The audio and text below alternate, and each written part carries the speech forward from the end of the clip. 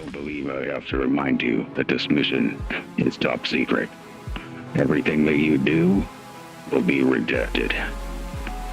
Many of our best men have been on this mission before. We've sent in countless swabs, and we have uncovered massive levels of intel. But all those that we have caught, their mouths are shut tighter than sword knots. Every time we have a good lead, we come up short and empty-handed. This time, however, we're sending you undercover. You're gonna join them, become one of them, watch them, listen to them, and hopefully not be buried by them. We've lost a lot of the best boys we've got. We've lost countless taxpayers' dollars. You cannot become another casualty. Backroom deals, scumbags. We don't know what they're capable of, but we think we know what you're capable of. So be patient and listen. They're out there somewhere.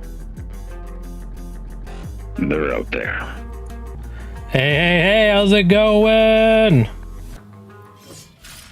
How's it going, guys? Welcome to the Trade and Raid podcast. I am your host, LordGlarp. It's good to see you. It's good to see you. How are you doing? You look well. You look great. Real good. Not creepy at all, right? And with me, as always, is the illustrious, the legendary, little is known, much is loved about him, Sage. Our Sage. Hello, everyone. Our friend, your friend, my friend. It is Friday. It is also very hot. A lot of you out there in the world are in places that are getting up to 120 degrees right now, and I'm so sorry. I don't know if they are anymore, but they were earlier today. Whew. Cooking. Everyone's cooking. This is the Trade and Raid podcast where we talk about, just basically anything, really. I mean, it's kind of it's turned into quite the free-for-all. Usually it's video game-esque, nerd culture adjacent. Sometimes like today, we just talk about the weird shit that happened this week, or things people talked about this week. Doesn't have to have happened. I just happened to become aware of it this week. And we try to condense it all into our Freaky Friday segment every Friday. And by every Friday, I mean last Friday and today. What else are we talking about? We're going to talk about the world's largest gas station. Mike Lindell is selling things that are not pillows. Sriracha. Is it a thing of the past? Are we seeing Sriracha, the age of Sriracha, going away? We're going to talk about that. And by popular demand, I had about 3 people reach out to me talking about it. Gun was one of them. Our classic games, Endangered, critically endangered even. And we're going to talk about that. I know Sage has strong feelings about that one. Sage has not said so much to me, but I am going to make the assumption that Sage has strong opinions. But it seems like something you'd have strong opinions about.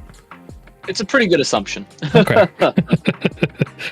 I feel like while you were looking through that list for our segments today, I feel like your ears twitched when you read that one. It's weird because, obviously, it's so weird. We'll talk about it more later, but it's so odd to think of, let's say tomorrow emulation just ceased to exist. You could not emulate games anymore. It just wasn't possible. how many games would we lose?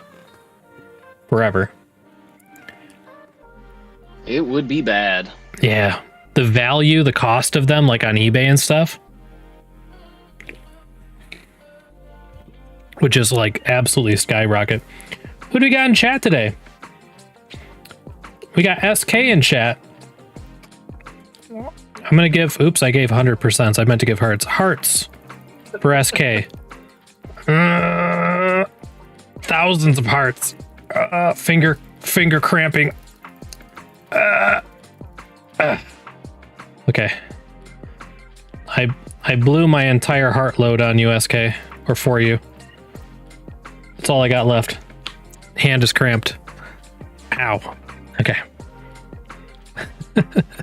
How are you doing, Sage? How you doing today? It's been a couple days. Yep, been a couple days. It's day off. Got some stuff done. Rode my bike around a bit. Did some side work. Really nice day out. Just kind of hot. So a little hot, but a really great day. Really, really good day. Good day here.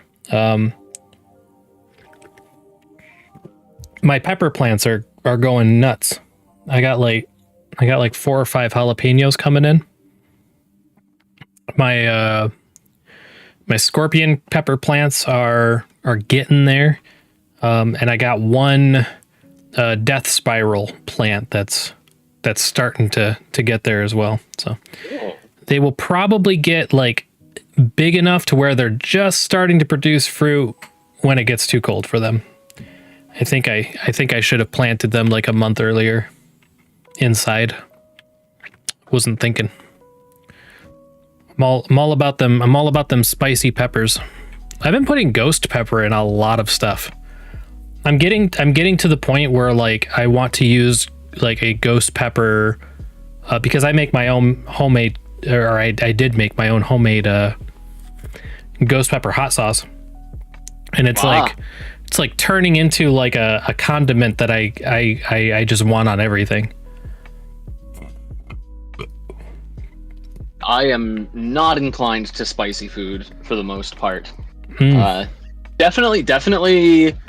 My palate has definitely improved over the years, and I can do some spicy things now, but like my version of spicy is like the lemon pepper dry rub chicken from like oh shoot, what is it called? Buffalo Wild Wings. Oh, okay. Or like mild salsa verde, like mild salsa verde. Like it's basically not spicy. And anyone who I didn't do spice like my whole life. I did not do spice. Like jalapenos were peak spice for me. Like sometimes too many jalapenos would make something unedible to me. And something happened. I don't even know what happened. I think Thai food happened. Thai food, I started eating a lot of curries and stuff like that. And I think and then I had a ghost pepper something. I think I had a ghost pepper burger, like a burger that was infused with ghost pepper flakes. And like that was the first time I ate something that like I wanted the pain that came with it. Like I sought it out. I think it was called a volcano burger. And yeah, and from there on out, it just turned into like, ghost peppers are probably, I mean, the hot ones are probably like, it's categorically, because there's so many different kinds of hot peppers. Categorically, the ghost pepper is probably like 3rd or 4th hottest pepper. And I've been kind of bumping into the scorpion pepper realm, but that's another crazy leap in spiciness.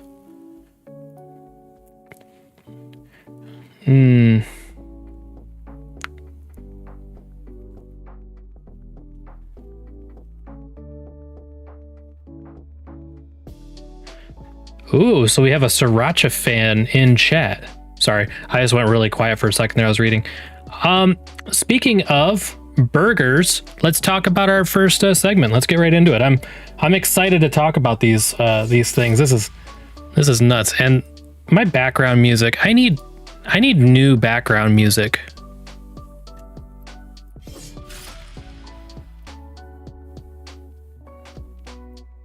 Oops. I'm having issue with my Windows. Okay. This background music is like not the right music. So I'm gonna turn it down a little bit so I'm not distracted. Burger King's real cheeseburger contains 20 slices of processed cheese, no meat, no sauce. And I think that's a horrifying picture.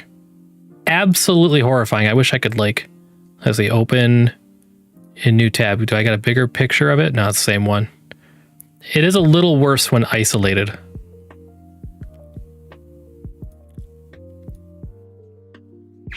You know, it's interesting. They probably put like a bunch of little miniature, like hard paper or cardboard between those. Oh, just to make it look stacked up. Yeah. Yeah. And then like torch the outside.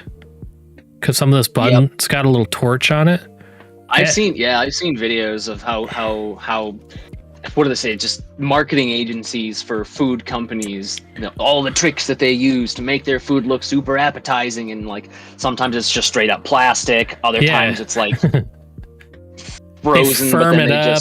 What was the one? I think it was cereal. Like in cereal, they make like a white glue slurry type thing. So it's like when you're looking at the bowl is like a 1/4 inch shallow, and then it's all just basically white glue that looks like milk. Modern witchcraft.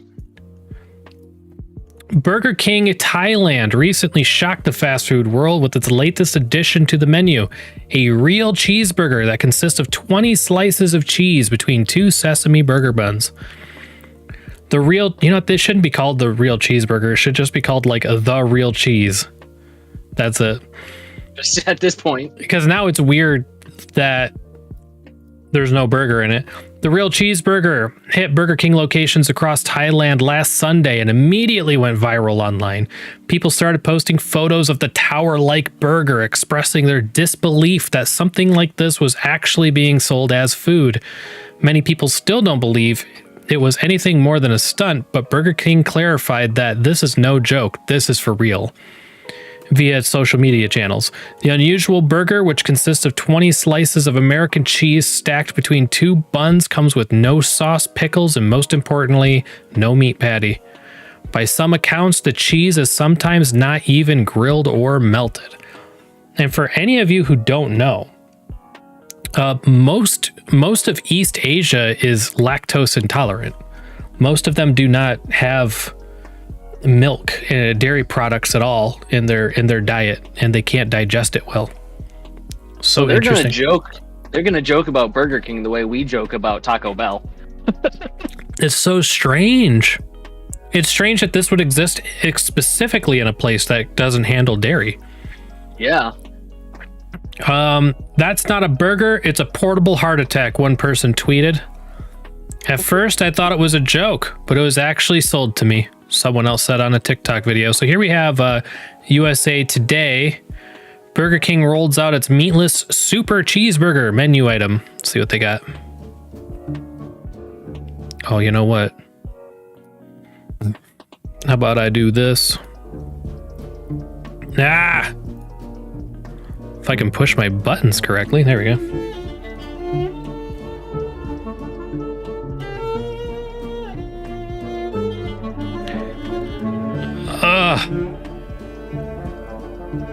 Oh, 2,260 calories. That was the first thing I was thinking of, featuring just 20 layers of cheese. 2,260 calories. With absolutely zero nutrition. About $3 US.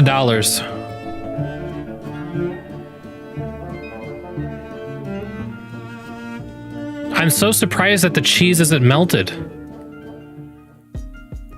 Why is it not melted?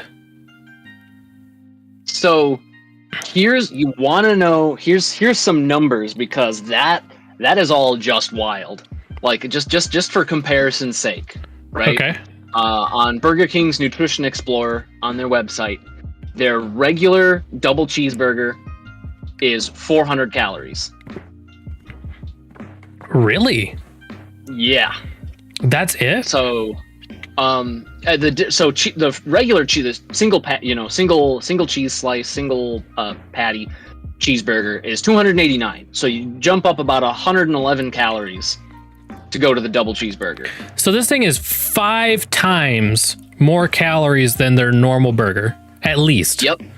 Woo. And in so this says a Kraft singles contain 45 calories per serving.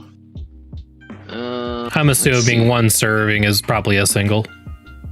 Probably. So that's always, you can never tell. So what's really wild is you said that it's $3. It's got 20 slices of quote unquote cheese. Yeah. Of what appears to be cheese. A pack of 16 like Kraft singles American cheese slices on Walmart is $4.28. Hey, there you go. So instead of buying cheese at the grocery store, get one of these, disassemble it, put it in a bag.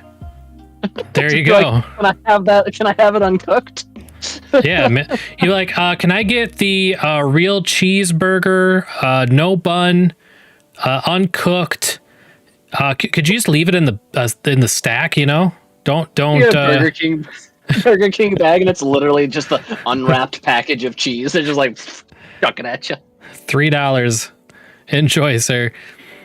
Reactions to the real cheeseburger have been mixed, but you know what they say? Even negative publicity is free publicity, and people have been flocking to Burger King locations in Thailand in droves to try it, and I don't understand why. It's been selling at a discounted price, which is $3.01, I think, or 10 cents, compared with the usual price of $10. Whoa. Okay, that makes more sense. 90 cents. And some restaurants have had to suspend delivery orders just to keep up with demand. Most of them had just seen the edible oddity on social media and just wanted to try it. Let me see. Oh, okay. That's a keyword, I guess.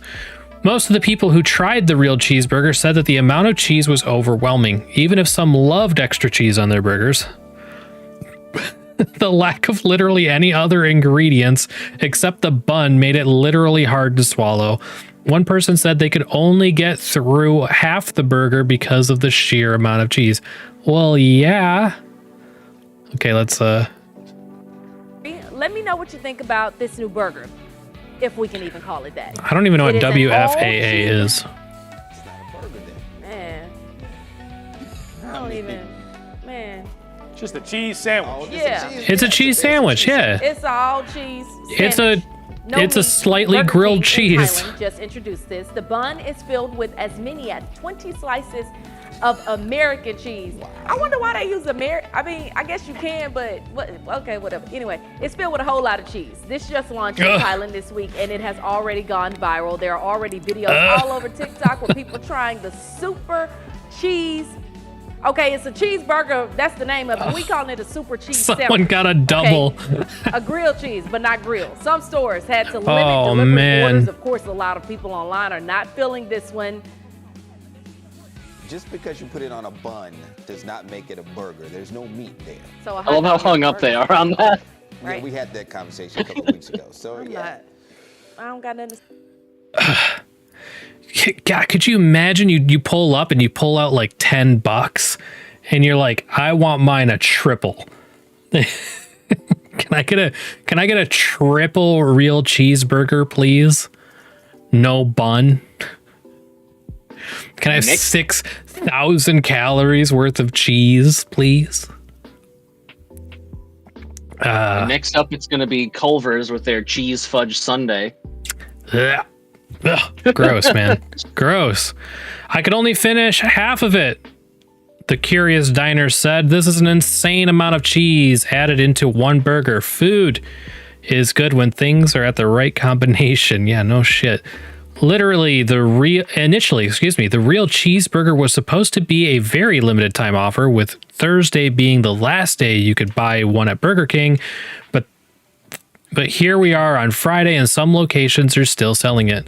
The New York Times reports that the cheesy fast food treat is still available for order online in at least one physical location, and one employee told the news outlet that it would remain on the menu until July 20th.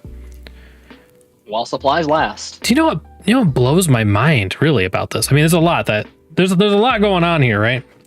But what kind of boggles the mind to me is, like, usually if you have a limited time run item, even if it's gimmicky, even if it's kind of ridiculous, you know, like I'm thinking like Shamrock Shake or Seasonal stuff.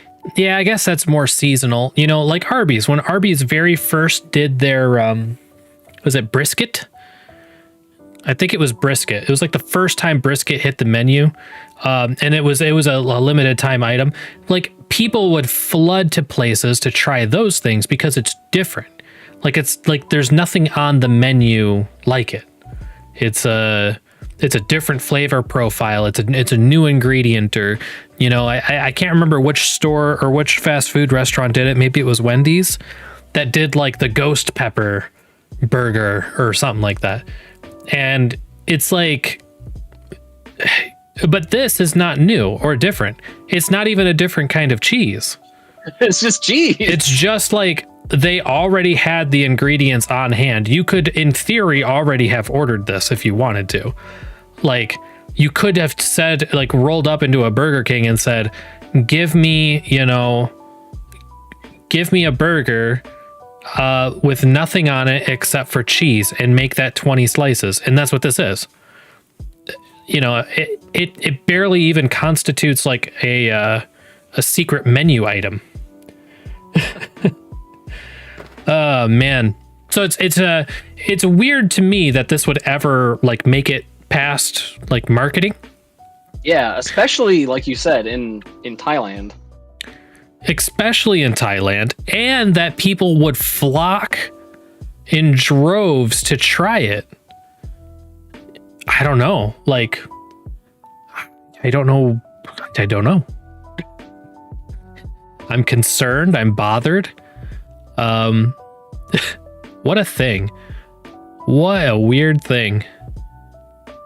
All right, that's our first. It's our first item on our Freaky Friday.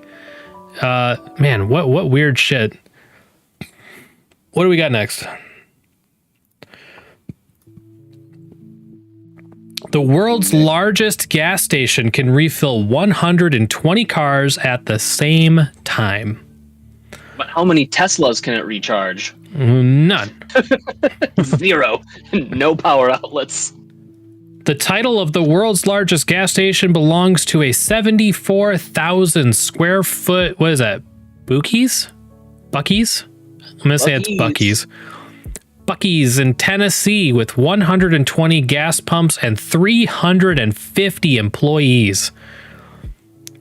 Buc-ee's, the world famous giant gas station chain that dominates roads across the American South, operates dozens of gas stations, but none as big as the recently opened one near Sevierville, something like that, Tennessee, just off I-40.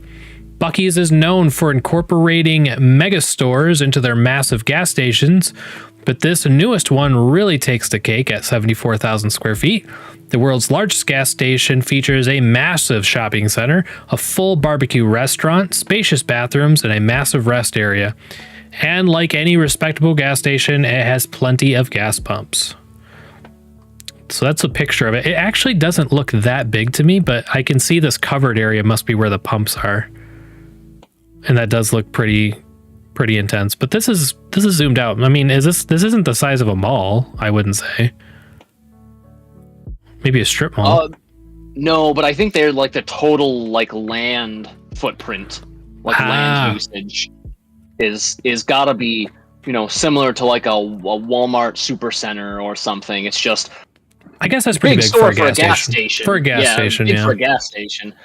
but most of that real estate is gotta be parking and the station itself, the pumps and whatnot. I wonder how big their reservoir is, because that's gotta be huge. Yeah, they gotta be refilling that thing like around the clock. They probably have like, you know, designated just drop like just pump in area that's like nowhere near. I don't even know. Maybe a direct line, like a straw leading to like land pumps. The Sevierville Buc-ee's was inaugurated June 26, 2023, and has already become a massive tourist draw. The fact that 18-wheelers are banned. What? Our 18-wheelers are banned to make it a safer space for small vehicle drivers and pedestrians is a plus, as is the friendly staff. That is so crazy to me that the largest gas station on Earth would not have an 18-wheeler like section or area or something. Honestly, I think it actually kind of makes sense, because if you, first off, like the infrastructure, if you had to have multiple, you know, types of fuel available, so like extra stuff for diesel and whatnot, as well as the strength of the tanks underneath. Yeah, I also imagine the sheer amount of gas you would need is probably quite a bit. Oh god, probably so much. And I bet you a lot of it comes actually down to infrastructure as well. Just the different types of tanks, having to keep the tanks from settling. That's got to be a significant portion of it. And then it's like an airport almost, like an airport for cars. Like, I would, So that's so bizarre. SK is saying, checked with a local. She says Sevierville. Severe. There will be severe consequences. Sevierville. Is that what it says? Severe or sever? I don't know. Severe. Let's see. The Severe Buc-ee was okay. We did that. However, this location won't be holding on to the title of the world's largest gas station for long, as the company has already started working on an even bigger location, a 75,000 square foot gas station in Luling, Texas. They say everything is bigger in the Lone Star State, so I guess it makes sense. And we got a little video here. I think this is going to be a tour. This morning, the largest gas station in the world is open for business. Right next door to the Great Smoky Mountains, the newest Buc-ee's in Sevierville, Tennessee, is supersonic. Yeah, she said Sevierville. Oh, he called it. 74,000 square feet with 120 gas pumps, more than 350 employees, and a larger-than-life beaver mascot that can be seen for miles on the interstate. Y'all, Buc-ee's is the mecca of the South. Born in Texas in 1982, the Buc-ee's chain. I mean, there you go. You heard it here, folks. Phenomenon, offering travelers more than just a spot to fuel. I grew up going to Buc-ee's. I only go to Buc-ee's. My children like the 15 selection Slurpee machine. I was born in a Buc-ee's. I was like born my father before me. I prepaid for my funeral. It will be held at a Buc-ee's. Let's see what all the fuss is about. What, in the Walmart gas station? Y'all, I think I'm in love. What's the best way to describe Buc-ee's? Well, Buc-ee's is a travel destination. According to a recent survey, it's a travel destination. I should hope so. It's an amusement park. These days, many consumers are taking their time to enjoy the amenities that gas chains have to offer, spending anywhere between 16 to 24 minutes per stop. And some will even drive up to 20 minutes out of their way to visit a favorite station. Wow. Cleanliness, prices, food quality, and customer service keep them coming back. 20 minutes? I would never drive 20 minutes out of my way to go to a specific gas station. Never. Not if it was just for gas, unless their gas was like a whole dollar less than whatever everywhere else is. If you're driving 20 minutes out of your way to go to a specific gas station, there's something wrong with you. You need some kind of help. I'm letting you know. It's not normal, it's not natural, and it's not okay. And you shouldn't be okay with it. Ugh. Angela calls herself a true Southern girl and is bringing years of experience in the kitchen to Buc-ee's. My grandmother taught me to make all the good homemade fudge. Her coworker My grandma worked at a Buc-ee's. I work at a Buc-ee's. who worked 16 years. I'm sure they're nice people. Probably, they're probably great people. I'm originally from Arizona, so when I heard it was coming in, I was like, what is a Buc-ee's? This year, Buc-ee's took the top spot as Forbes Customer Experience All-Star. They look like they got some good food. I mean, I'm sure they've got great food. Like, especially by gas station standards. It's not a high bar. We slow smoke it, we season it up, we inject it, and we get it out to the store. And we slice it up fresh for you right in front. Randy Pauly, he is all about it. Operations, who handed me my own Buc-ee's badge. All right, now I'm official. An honorary pitmaster for the day. And put me to work making their signature brisket sandwich. Looking good to me. Barbecue. You got this. Look at that sandwich. Am I hired? You're in. So you guys, I think I found a new side hustle, and look, I found a new friend. Mascot hanging out. I've been looking at those drink machines on the back wall. They are everywhere. They are absolutely everywhere. Gas station in the world, but this is just temporary. I'm also told that there is another Buc-ee's store under construction right now in Luling, Texas. I was kind of hoping they'd walk around a little bit more. Wow. Kind of wondering what all's in there. Cool. Kathy on Buc-ee's duty in Tennessee. In fact, we've got a little Buc-ee's right here in the plaza. What do we got? What do we got? Okay, they're standing outside being silly. Okay. Good enough. Good enough. What a thing. What a thing that is. That lady who said that her grandma taught her how to make the fudge was a very old lady. Did you catch that? Did you catch how old that woman was? No, I missed that bit. She didn't like say it. I'm gonna see if I can find it. Many consumers per stop, and is now bringing years right here. This lady. She seems calls herself a true Southern girl and is now bringing years of experience in the kitchen to Buc-ee's. My grandmother taught me to make all the good homemade fudge. Her coworker. Yeah, she was like, my grandma taught me how to make the fudge. I mean, I feel like she's implying that her grandma worked at a Buc-ee's and taught her how to make it, and she's old. Wow, a time-honored tradition. Buc-ee's started out in 1982 in Texas. Okay, so it can't be that old. And is currently one of the most highly rated companies in customer service surveys, period. Well, there you go. The employees did seem happy. They didn't seem like they were faking it either. They seemed pretty content with what they had going on. They had the southern energy turned up, that's for sure. Man. Okay, SK gave us a little more info. 120 fuel positions, 557 parking spaces, 24 Tesla charging spaces, 10 bus and RV parking spaces. I know that's for that's for Richmond, Virginia, but oh, she learned how to make her family recipe and brought it to the company. Okay. I must have misheard. Misheard is what I just said. Oh my goodness. Misheard. I misheard it. Cool. Mecca Buc-ee tourist world gas coming to a location near you. Okay.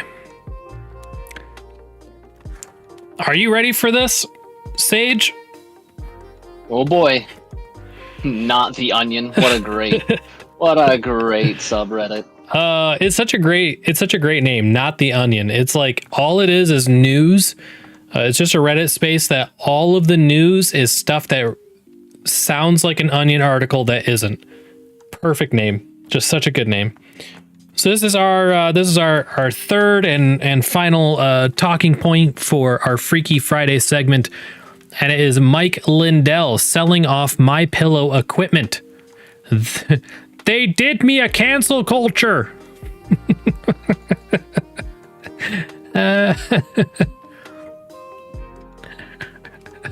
He's such. I hope we have something that has him talking in here. His voice is just. Oh man! So at K-Bid online auctions, Lindell has I think it is 18 pages. Yeah, I mean the last page is just a couple things, but yeah, 18 pages, 50 items a page, 850 items, with the very first items being these trucks. Big freighter docking truck for $6,000, not bad. A lot of these only have, a lot of these have 3 days left. I mean, if you own a company and you need a truck, I mean, just saying, it's, it's a pretty good deal on a Sprinter van, I'd say. A lot of people probably wait until the last second though. But even high-lows, I mean, gosh, only a few grand for a high-low? I think he basically started he must have started everything out at like $1, and he's just like, he just needs the money. There is a ridiculous amount of stuff in here. Just pallet wrappers. What is this? Automatic what? What is this? Automatic car. If you need an automatic car, they got that. Man, I really have no idea what this is. Bid range. Do they have pictures and everything? Nice. Just a bunch of industrial equipment. Yeah, I was kind of wondering if we could search by... Can we search by value? Is there like filtering methods here? Lot left, status. Yeah. Closing soon. So let's go with highest bid. So the highest bid item is this $16,000 electric forklift, followed by this truck. And I guess that makes sense. Those would be, they seem like the biggest items. Oh, what's that? Is that an industrial printer? Oh, it is. Canon Pro wide format color printer. Nice. Wow. Yeah, that's like 10 grand brand new. I know what that is. That's 10 grand plus brand new. What's the current bid on that? $1,450 looked like it said. Wow. $1,425. Dang. 60-inch color printer. Okay. Call Dick for an appointment to inspect it. Is that last machine? Looks SK says automatic case erector. Nice. That's a phrase. What a name. Industrial sewing machines. Those are very expensive. This is interesting. Wow, he's really like what is this? I don't know what this is. iMac Mac OS Ventura. I don't know what that. I don't know. I have no clue. Mac things. It's just an iMac computer. Yeah. So, there's stuff here. All sorts of stuff. What? Fabric spreading table for $500. Man, I imagine they've got to have like on the back end a limiter. Like if this item doesn't reach at least this amount, it cancels it or something.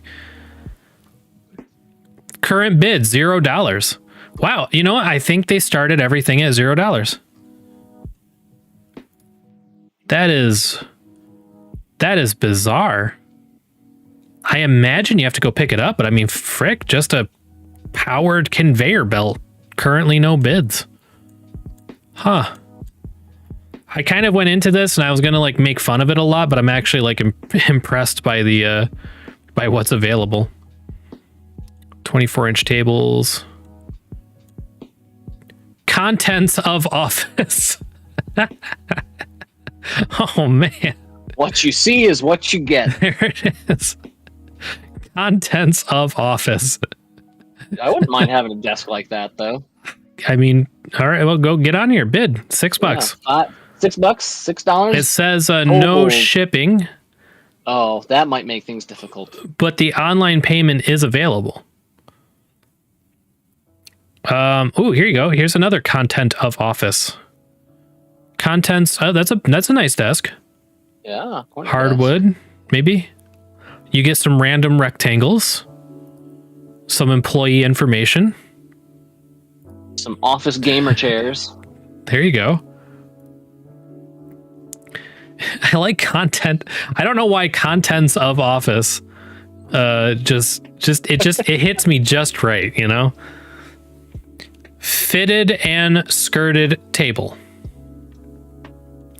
You know, I think if you bid on like if you had $60 and you bid on like 10 contents of office, it might be worth like actually going out and grabbing it with a U-Haul. Oh yeah, definitely.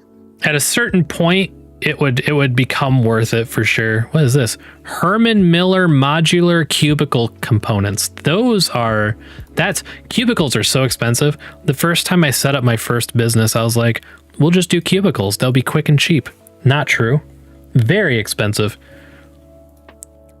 Only slightly less expensive than just putting up a wall. Yeah, exactly. 2x4s and drywall are cheaper. I was trying to see if it had detail because it looks like a lot. Like, I mean, that looks like a lot. See, it even says it's a lot. A whole industrial facility with their supporting offices. That is crazy.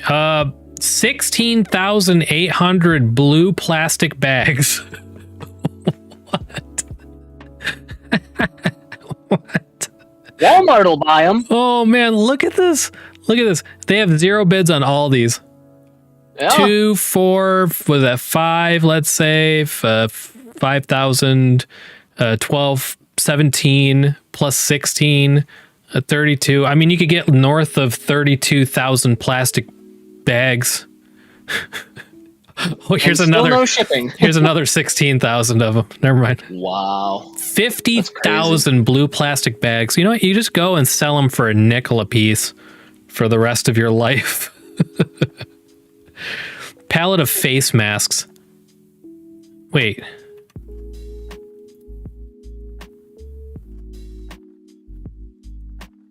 I thought Lindell was an anti-COVID doesn't exist guy. Yeah, but the people who actually run the facility probably either had to due to state regulation. Oh, okay, that makes sense. Or Lindell is just.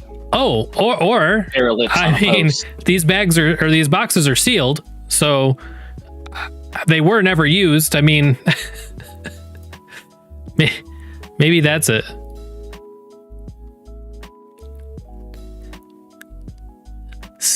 Entry security cage.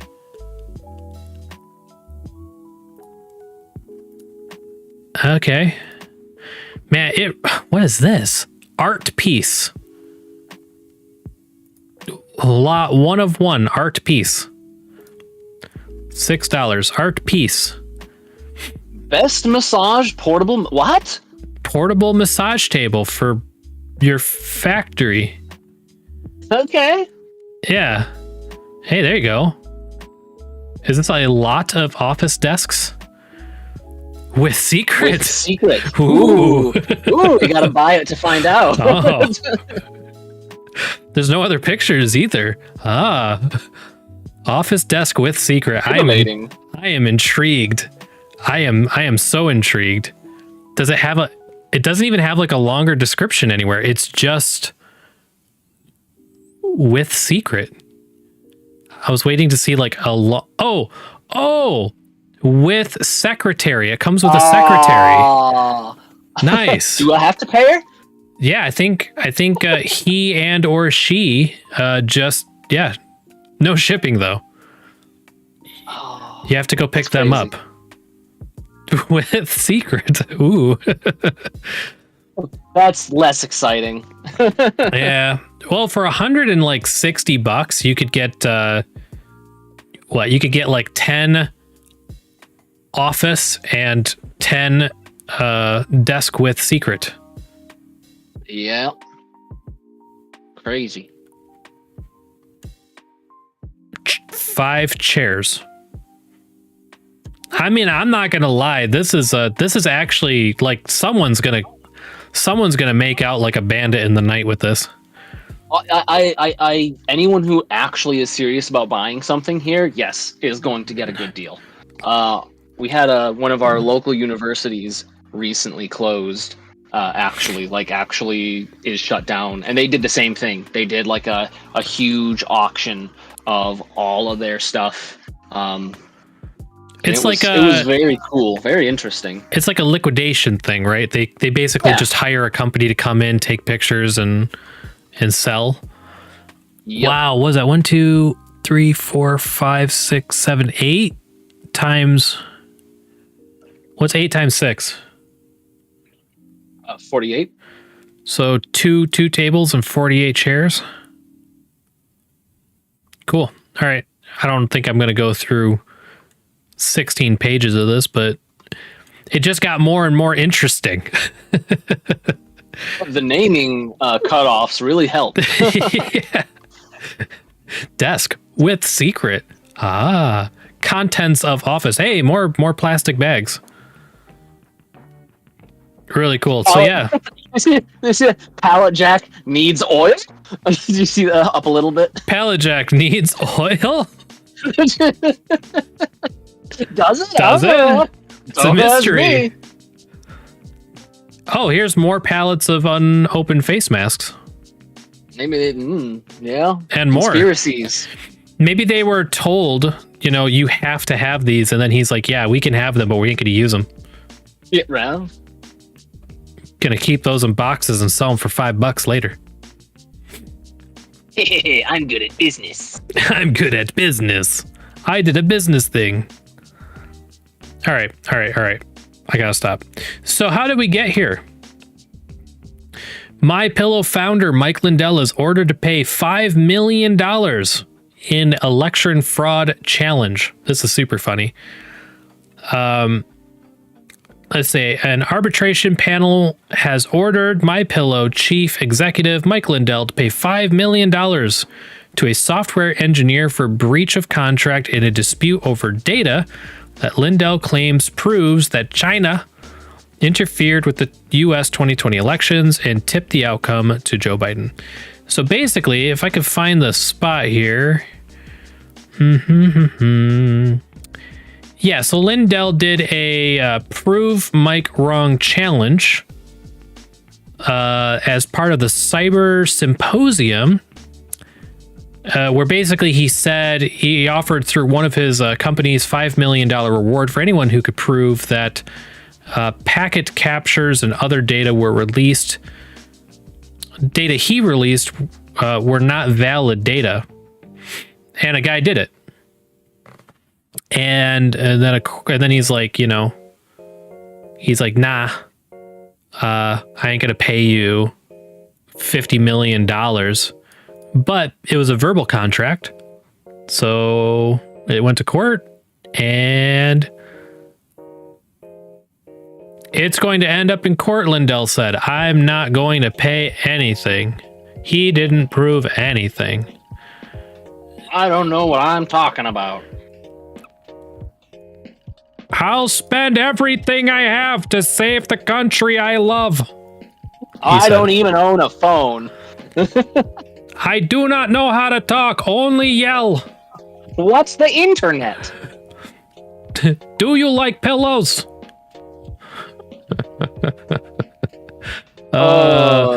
Let's see. So MyPillow is auctioning off equipment after retailers pulled his products. That's the big part of the sale here. Mike Lindell says annual sales fell $100 million after big box retailers cut ties. We don't need to get into the mud with it. I'm not going to sit here and read this text that was made for ants. But you just say he did a good business decision, and it was a massive cancellation, Lindell said on the phone interview Monday. We lost 100 million from attacks by the box stores, the shopping networks, the shopping channels, all of them did a cancel culture.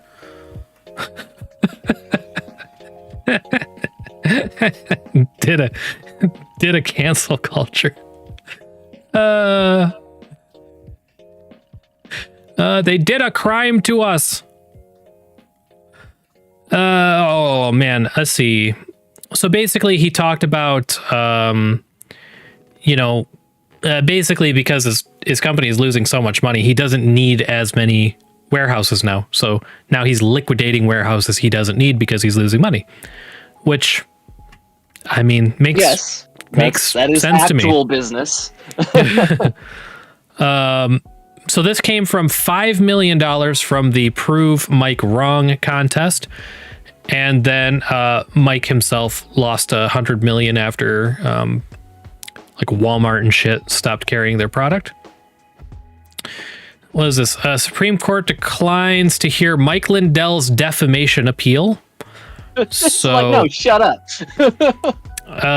The voting machine company hit Lindell with a $1.3 billion lawsuit.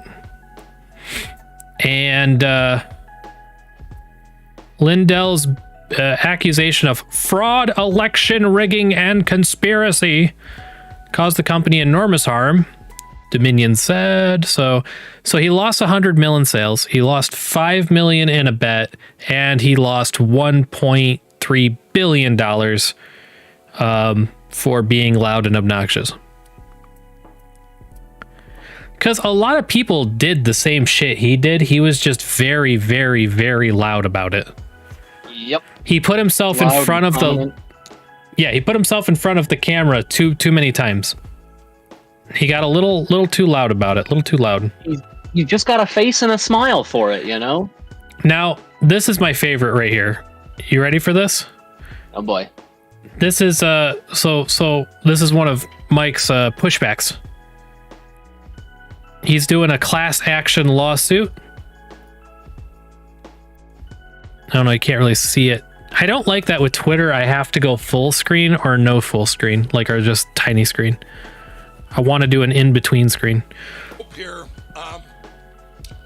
vices, okay? I have lawyers worked on this for 5 months. We're getting county commission plaintiffs, and we've already got about 300 on board, and we're going to get rid of these machines 5 months, and we're doing. It's weird. It's got him like frozen. Vices. A class action. Isn't that weird? Yeah. Oh, there he goes. No. Okay. Huh. Posted on my program. Y'all watch frankspeech.com. Keep watching. Right here. It's a class action lawsuit against all machines and that they're defective devices. Okay. I have lawyers worked on this for 5 months. We're getting county commissioners, county clerks. Isn't that funny?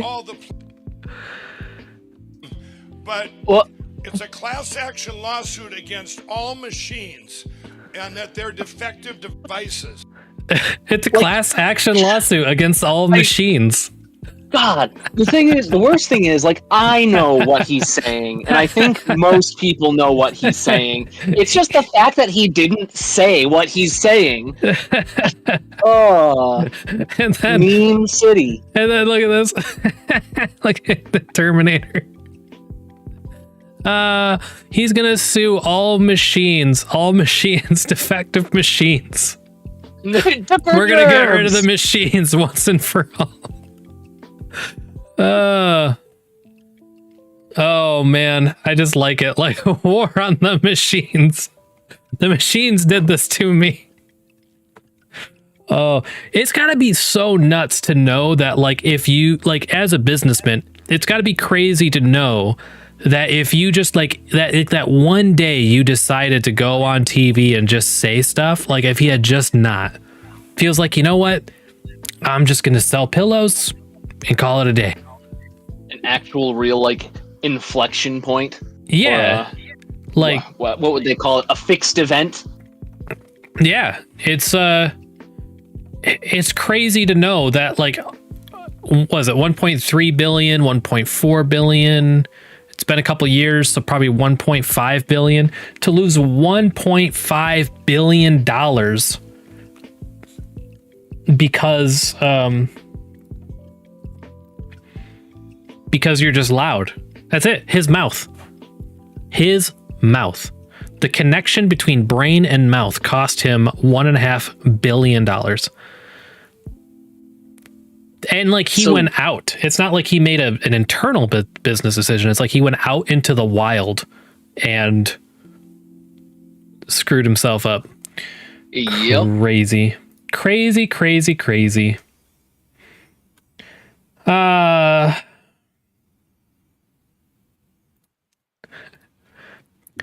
I am afraid of the bears. They're made of the robots now, don't you know? Don't you know?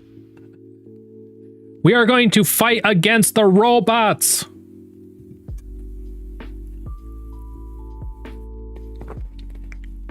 Unironically, I hope we get or ironically, I don't know.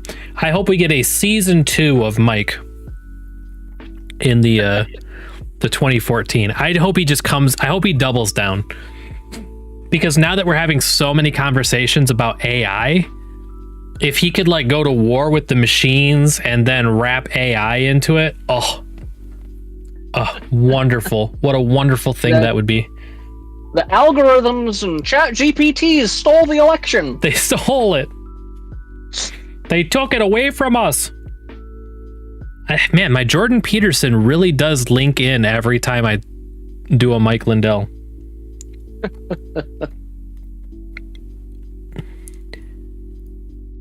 We hate the pillow guy, don't we, Pix? We hate the pillow guy. Alrighty. What's next? Spicing things up. We're gonna spice things up with Sriracha. Or we're not going to, because Sriracha is endangered. If you got a bottle of Sriracha in the fridge, hold it close to you.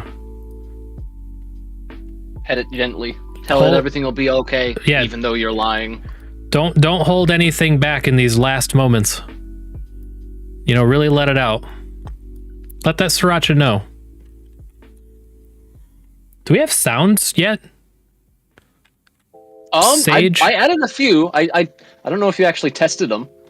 But I added a few. There is a limit. It'll only let me add up to 8. I don't know if that's a Discord. Oh, there is a soundboard here. Thing you can pay for now. But, yeah, I added a couple to test them. There's 2. There's 2. Yeah, there's 2 for now. Can you push the button?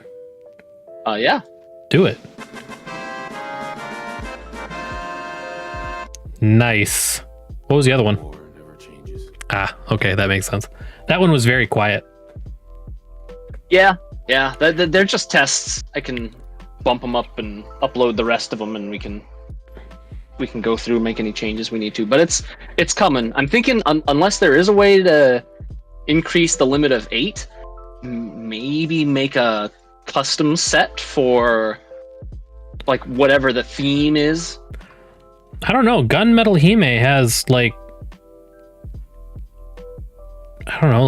25 of them or something. Okay, so it must be like it's, that it needs to be nitro or boosted or whatever Discord has for monetization. It does look like you can use other people's. You can. Nice. If it says, what does it say? You have to have nitro. So if you have nitro, you can use other people's. Okay. Gotcha. Oh, I forget. I have 2 Discord servers. So the other one is boosted. This one is not, because this is... Oh, I see. Okay. I'll boost this one eventually. Alrighty, let's get into it. Sriracha. I have a lot of Oh no. I don't have a horse in this race. I don't like Sriracha. There you go. There's my hot take. Sriracha's not good.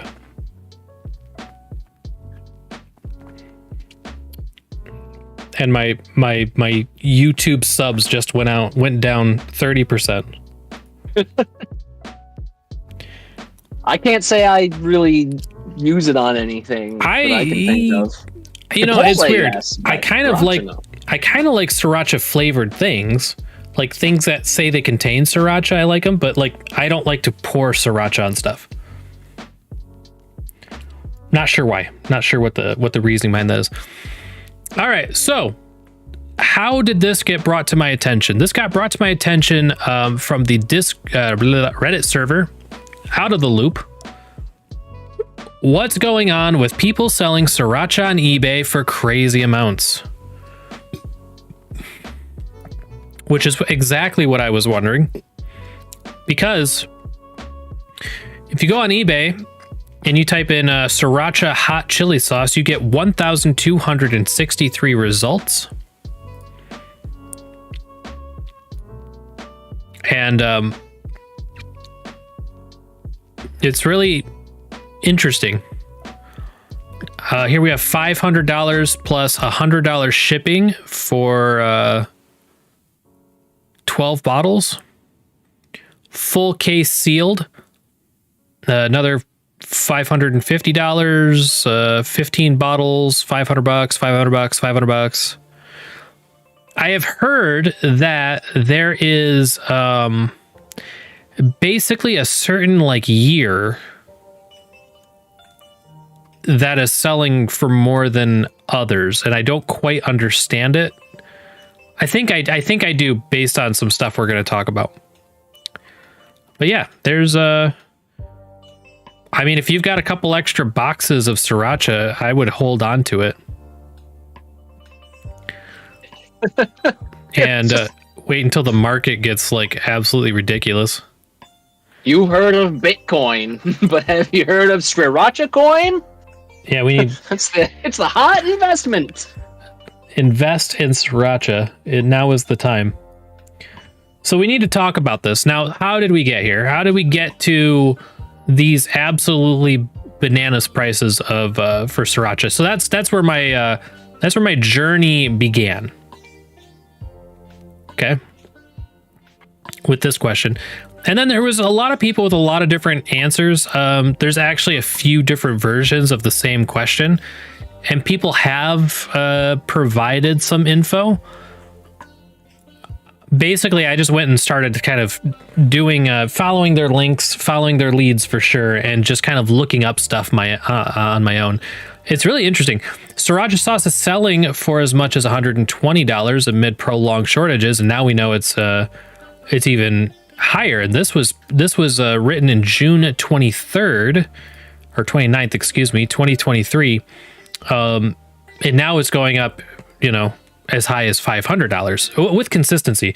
It's different if you see something on eBay where it's like one or two things are like insanely higher than other stuff, but it's like pages of $300 to $500 box sales.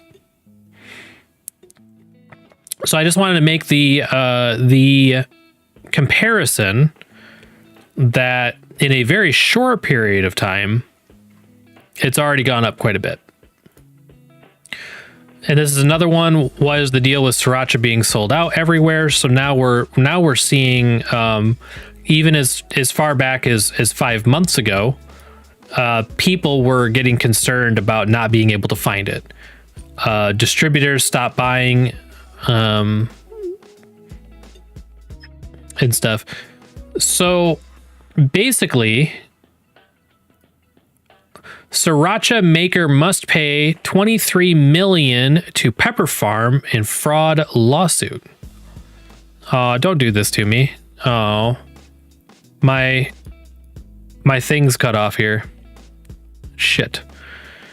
So basically, this place called Underwood was growing like 90% of Sriracha's the pepper that gives Sriracha its flavor. farm had leased more acreage to grow peppers. Jury awarded damages for fraud, breach of contract. Hoi Fong Foods, the company that makes Sriracha hot sauce, must pay more than $23 million in damages awarded to Jalapeno Pepper Farm by California Journey after it failed to convince a state appellate court to dismiss the fraud claims. The company contracted with Underwood Ranches in 1988 to purchase peppers for jalapeno-based hot sauce, and the parties were partners for nearly 30 years. For the first 10 years of their partnership, they executed written agreements, but they later turned into informal oral agreements. And the rest of the article is cut off for me now. But basically, they're not working together anymore. So Sriracha had become reliant not just on this specific company, but also this specific crop. That is why people want Sriracha that is behind a certain date. Because basically, Sriracha, even if you get it now, even if you get it brand new, it's not being made with the same peppers. And it might have like a likeness, but it's not going to be the same. Even if they recover from the scenario, it will be different peppers from a different field, from a different place. And if you think that all peppers taste the same, I'll tell you, they absolutely do not. This company has had 30 years to selectively breed their peppers for the Sriracha flavor. It is refined. That's not to say someone couldn't get seeds from that company, but I don't think they're going to be nice about it. No, absolutely not. That is original seeds, and the rights to original seeds is a very, very toxic point of of those sorts of businesses. Not to mention, it's been 30 years. So genetically speaking, it's going to be easy to identify those seeds and plants that were made from those seeds because of that breeding, its genetic mark. Sriracha hot sauce maker warns of shortage. This was back in June 9th of 2022. Bottles of popular Sriracha hot sauce could be hard to find in store shelves this summer. Southern California-based Hoi Fong told customers in an email early 2022 that it would suspend sales of its famous spicy sauce over the summer due to a shortage of peppers. The company said in its April 19th email that all orders submitted after that date would be fulfilled after Labor Day. Unfortunately, this is out of our control, and without this essential ingredient, we are unable to produce any of our products. The company sources its pepper from various farms in California, New Mexico, and said that weather conditions were affecting the quality of the peppers and deepening the chili pepper shortage. It didn't immediately respond to an email seeking comment Thursday. So what's interesting is that this shows us that a year ago, they were making the claim that it was just a weather issue. That like there just isn't enough available kind of thing. But now we know that actually it was they were doing crimes and getting in trouble. So they're kind of the shortage is a product of their own greed. Sriracha maker loses lawsuit to its former jalapeno grower. The maker of Sriracha hot sauce will have to pay its former jalapeno supplier $23 million. We already know this. It says for 28 years. 2017, that relationship came to an end after the two could not reach an agreement. So actually, these kind of behind the scenes things have been going on since 2017. So I'm assuming they probably branched out and started getting different suppliers after that point. So maybe that's what it is. Maybe it's like any Sriracha made before 2017, which I don't think it has that long of a shelf life, does it? It probably is okay if it's properly sealed and put in a proper environment. Because I mean, a ton of stuff lasts longer than the shelf life, at least mostly. Underwood was okay. So we got lawsuit against its jalapeno supplier. So Hoi Fong initially filed a lawsuit against its supplier in August 2017, accusing Underwood of not returning an overpayment of $1.4 million from the previous season. Underwood responded with a countersuit claiming that Hoi Fong breached its contract. The jury awarded Underwood $10 million in punitive damages and $14.8 million to compensate for 2 years of financial losses related to the abrupt dissolution of their working relationship. About $1.5 million was deducted for Hoi Fong's 2016 overpayment. Those losses were real, so we've got a lot of ground to make up. But it was so emotionally rewarding to hear all of the jury members support us unanimously, Craig Underwood, owner of Underwood Ranches, said in an interview. Underwood said that the company laid off about half its employees after its relationship with Hoi Fong went sour. Hoi Fong did not respond to a request for comment. While the divorce drama unfolded in the courts, it also played out on social media. Without Underwood's peppers, it's just another condiment. That's it right there. That's the sentence. Without Underwood's peppers, it's just another condiment. Dang. Spicy. So you'd think, that's about it, right? So they ran into one more issue that affected the company. Southern California city drops bill against Sriracha hot sauce plant. California, May 28th, lawmakers in Southern California city dismissed a bill on Wednesday that would have declared a popular hot sauce manufacturer a public nuisance due to smells that residents near the factory complained were sickening. Lawmakers in Los Angeles suburb of Irwindale had considered declaring Hoi Fong Foods, maker of the fiery Sriracha sauce, a nuisance after residents near the factory complained that the peppery fumes were giving them headaches and irritating their eyes and throats. But a city council hearing on Wednesday, 3 council members and Mayor Mark Brekda voted unanimously to dismiss the resolution. We have to keep employment in Irwindale. We have to expand. It's good for Irwindale. It's good for California. Hoi Fong Foods, in a statement that was read out at the meeting, said it had already upgraded the air filtration system ahead of the year's chili harvest.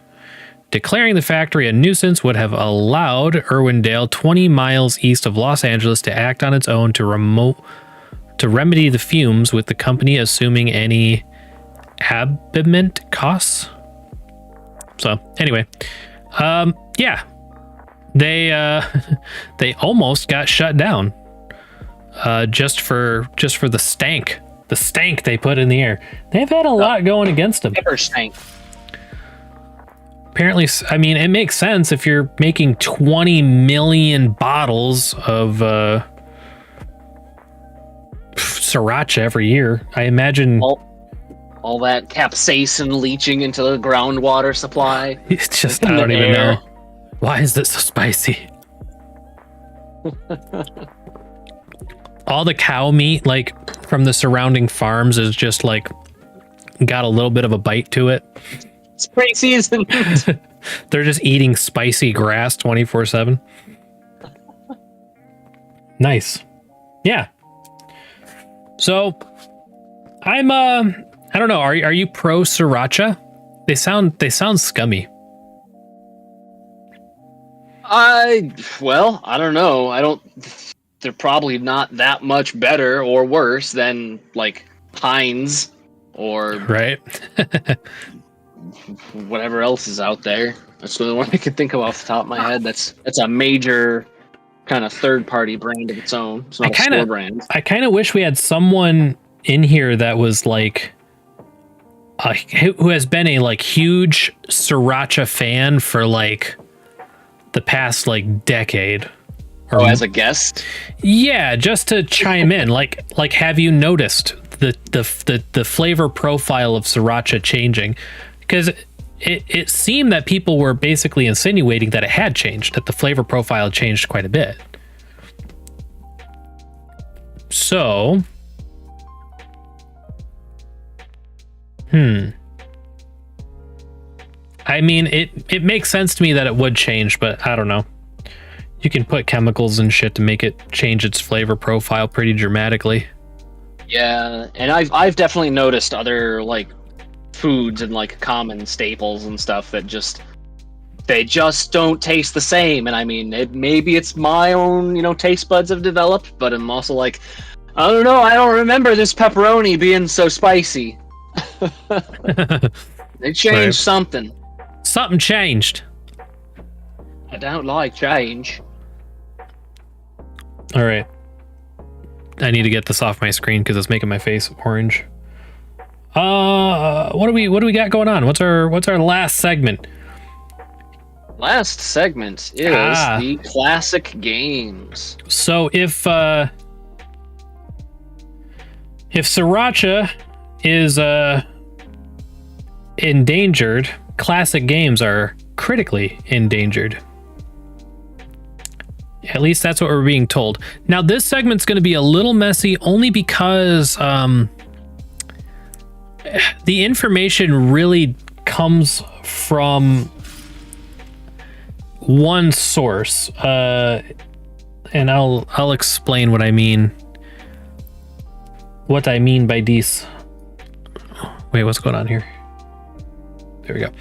So I have the actual document. So this is the actual document that sparked everything that I've been seeing in the news about it, my different channels that I look at.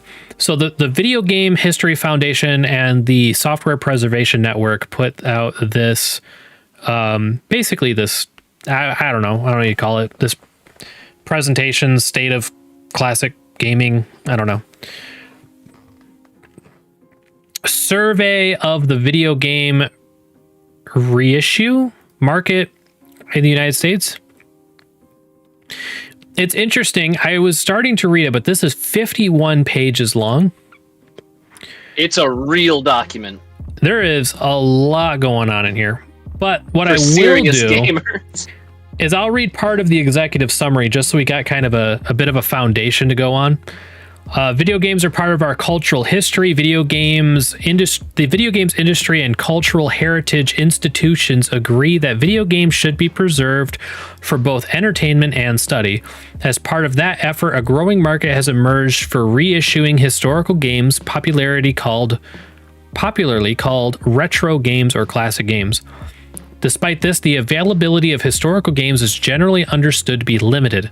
This is due to a variety of factors, including technical constraints, complicated rights issues, rights holders, disinterest, and the long-term viability of digital distribution platforms.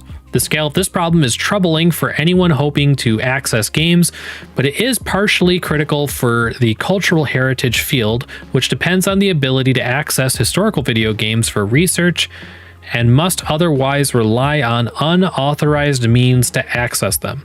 So to me, there's more we could get into, but foundationally, what they're talking about is they can't access certain things for research and for study and for like historical documentation because they can't get authorized versions of these games. So it'd be the physical game, the physical cartridge.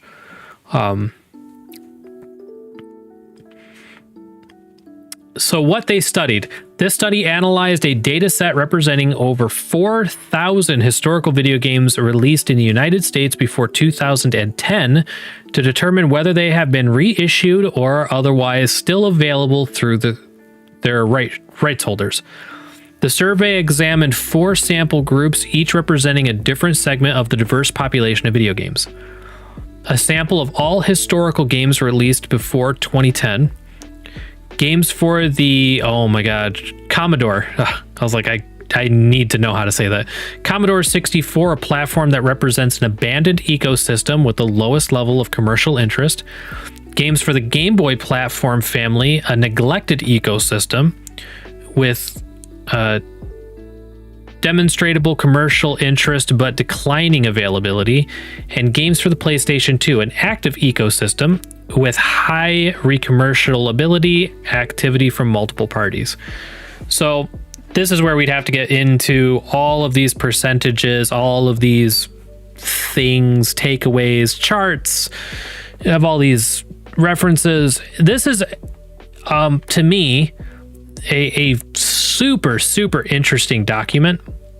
They get into a lot of these things that are interesting to me anyway, are the licensing challenges for reissues, ownership challenges, because back in the day, when we're talking like really far back in gaming history, sometimes like, I mean, if you ever want to like hear how crazy it was, listen to like the story of Tetris. Find a YouTube video that just talks about just the story of how Tetris happened, and you'll get an idea of how just absolutely wild it was back in the day, as far as who has rights to what, who can make what, who can distribute what, because they used to do like, you know, this person would have like a CD right to this game, and this person would have a cartridge right to this game, and this person would have an arcade right to this game, and it was for specific games, not for IPs. I mean, it was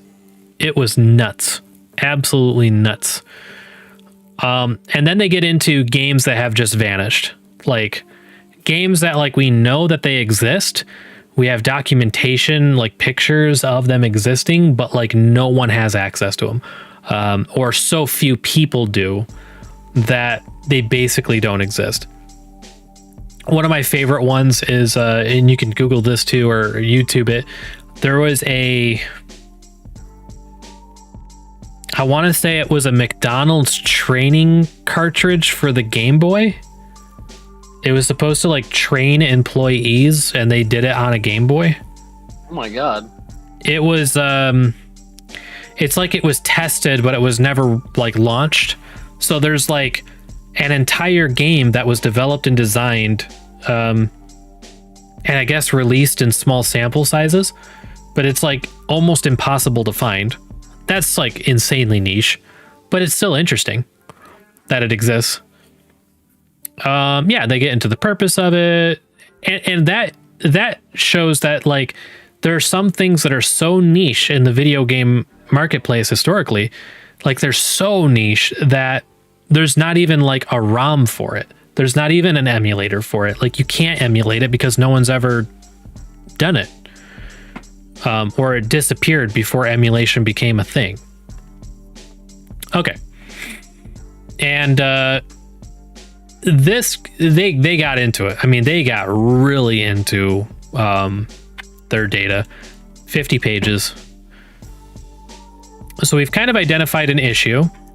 So now we're going to get to what The Verge said about it. Almost 90% of classic games are critically endangered, says Archivist. It is impossibly hard to play games released before 2010. Now, this is obviously, in a lot of these, they're not going to be talking about emulation. Let's see. We identified the 2010s as the beginning of an era when digital distribution for retail scale video games became viable and widely adopted on home video game consoles. Abandoned ecosystems with low commercial interest and few games available. For example, we picked the Commodore 64. Neglected ecosystems where there's a lot of commercial interest but still not many games printed. Game Boy. Yeah, we already talked about all that. The study found that across all three categories, the number of games available never reached above 20%, meaning that about 80% of games published before 2010 are not available. Like you just can't get them. There's no way to get them. I don't think they're taking secondary markets into account. I think they mean like getting it, like purchasing it legitimately, like new. when the eShops were shut down, the majority of all Game Boy games on the market fell out of release. So I would say, why would you say this is important, Sage? What kind of importance does this bring for you? This topic. A lot. Like there's so much, like just as a raw like amount of data of stuff that can't be either properly copied exactly anymore, or when it has been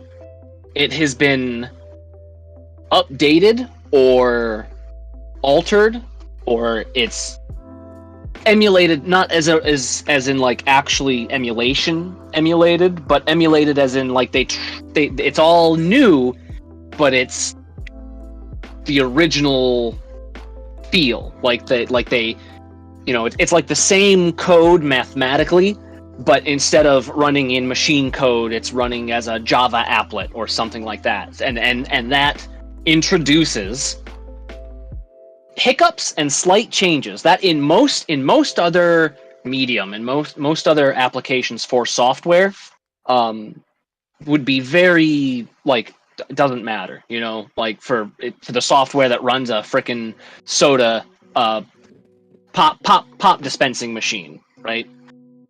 Like it doesn't really matter if the code changes. It's not going to introduce any difference that is going to be destructive. But with video games, especially looking at the culture behind like speed runnings and like glitches. Like, yeah, there's for speed running specifically though, there's so many like minor things that have been altered. Yeah, because people will say like they're speed running a certain like old Game Boy game, and you have to figure out what version it was, because that version difference could make like a massive difference depending on what your tactic for the speed run is. Mm-hmm. And basically a lot of times now with Nintendo, like they're emulating. They are technically emulating their old games, and on their modern consoles. And that has a ton of its own challenges, because the emulation can be very imperfect or imprecise, or it can cause issues. Just off the top of my head, I could name three. With Legend of Zelda, Majora's Mask, certain settings in emulation meant that the timers during like the timed events, the little mini game stuff, like the arrow shooting mini game and the bottle race mini game, there's a couple different things. It actually ran faster. The clock speed was not synchronized between the actual clock and the game clock. Okay. So if you actually had a stopwatch and you actually timed yourself, like the minute and 30 that it gave you to do this, you know, task or set of tasks, it would have only ran for like 45 seconds, which meant that it was actually impossible to do. Oh, that's interesting. Yep. There was a similar issue with one of the Donkey Kongs, well, with Donkey Kong 64. In one of the levels, it would have you try and shoot targets, like a certain number of targets down within X amount of time. And interestingly, actually, I think this was an issue in the original cartridge. There were certain triggers that would cause that clock not to run at the correct speed. And it was like saving and reloading, and then teleporting in from a certain area would cause that to resolve itself. Interesting. And so like that's on, I believe that was on the actual cartridge too. That was an issue in the code itself. So it's like if that were remastered and they altered that, that would be, it's not the end of the world. Like your experience isn't ruined for it. If anything, it may be improved, but it's such a neat little thing. Yeah. And like, I think that sort of thing is, it's like I place importance on it. I don't know that I could say why I place so much importance on it. Like I don't know that I could verbalize it, but it's like, it's interesting because we don't have those issues anymore. Now games get updated so quickly, so frequently, balanced and patched. It's like you kind of got the game warts and all, you know? And if there was a glitch, it was a glitch forever, and it was a glitch for everybody. Mm-hmm. And it was like a finished, you know, as far as the company is concerned, it was a finished product. And there's something about that. I mean, I'm sure it's you know, some of it's like charm. There's a charm to it for sure, but there's also like there's a historical value there. I wish I could articulate that better, but there is a value there. I want to get into this Video Game History Foundation. Did you have more? Did I cut you off? I only had the one other example, which was in so Sonic, the Sonic like classic Genesis series has had, it's got to be like 7 or 8 official re-releases. From there's like a PC port for like Windows 98 of Sonic 1, 2, and 3, with lock-on support. There was the the Sonic Mega Collection for GameCube, and then the Mega Collection Plus that they released for PlayStation 2. There was the DS one, I don't remember what they called it, just Sonic's Classics Collection, I think. Mm-hmm. And then all the way up to, you know, probably 1 or 2 other collections between there. And up the most recent, which is like on Steam, separate from the Genesis pack, is the Sonic Origins. And Sonic Origins is actually like updated. It's actually not like the game emulated or the game ported. They actually took it and rewrote the code for it in a new engine. Oh, interesting. But they like all the actual content is basically straight ported over. But that has led to some issues that are very niche, but they matter to speedrunners and points runners.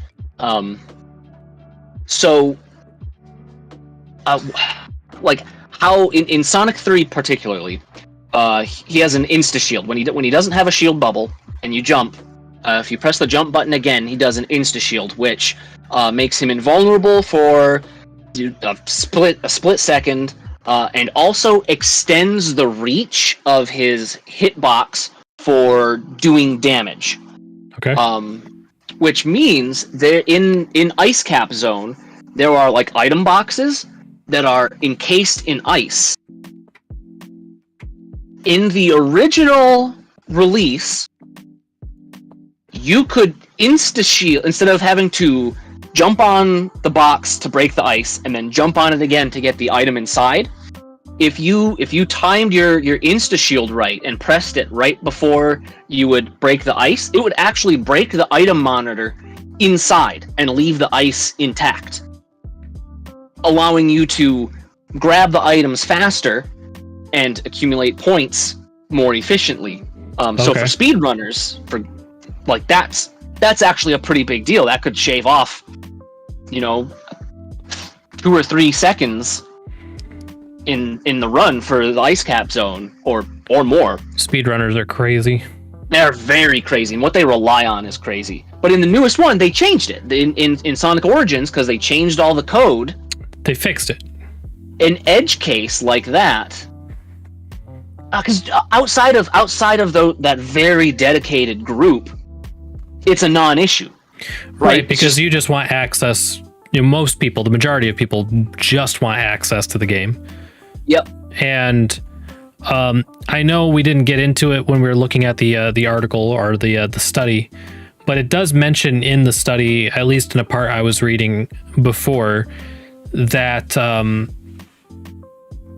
their biggest issue is that when it comes to companies and getting rights from companies or getting access to games, the hardest part is to get access to unpopular games or games that are considered broke or bad, because it makes the company look bad, even though it's 20, 30 years old. Yep.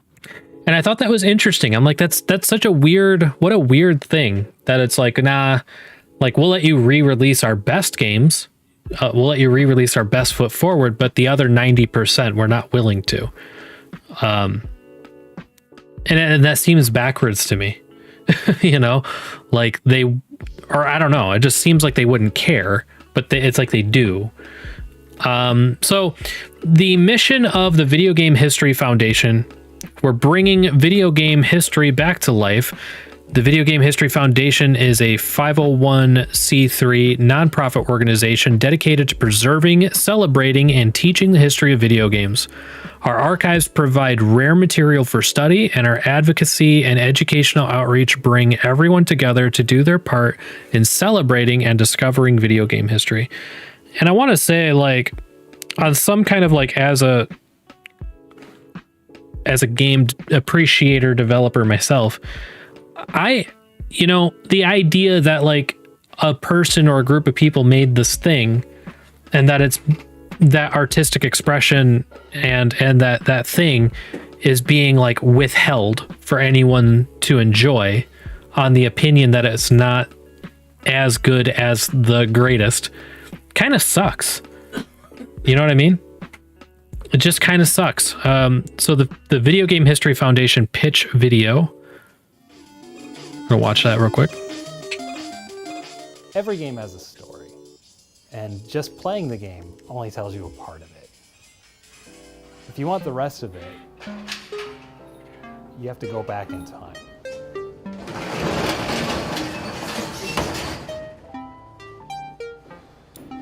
You need to look at the box and the packaging to see how the game was sold.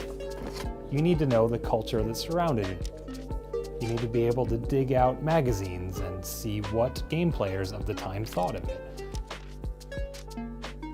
Historians rely on this material in order to be able to tell a story about how a game was made and where it came from and why it was important. And that material is in danger of disappearing if we don't act and save it. I'm Frank Cifaldi. I've been working in the video game industry for a little over a decade. I've been a producer, I've been a developer, I've been an editor and a journalist, but my nights and weekends have always been spent saving this industry's past and archiving its history.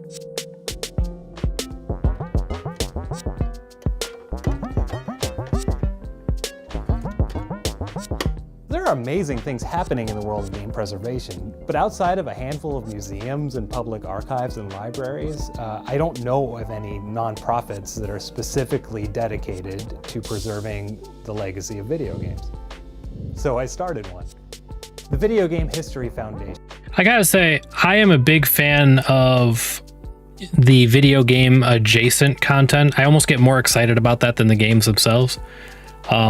Seeing like articles and ads and old like gaming magazines where people are like reviewing and rating games and bitching about them and complaining about them and celebrating them, and just getting that whole like 30-year-old or 20-year-old cut and slice of like that day and time when this game hit the market, people being hyped about it, reading stuff where people are like, oh, the movement and the response in this game is amazing, and they're talking about like Pac-Man or something.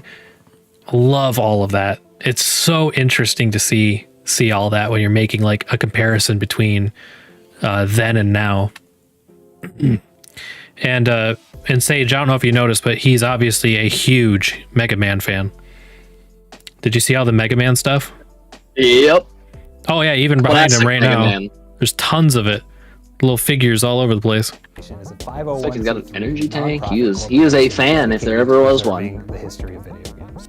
We believe that video. You know, good point. The products behind classic video games is so interesting.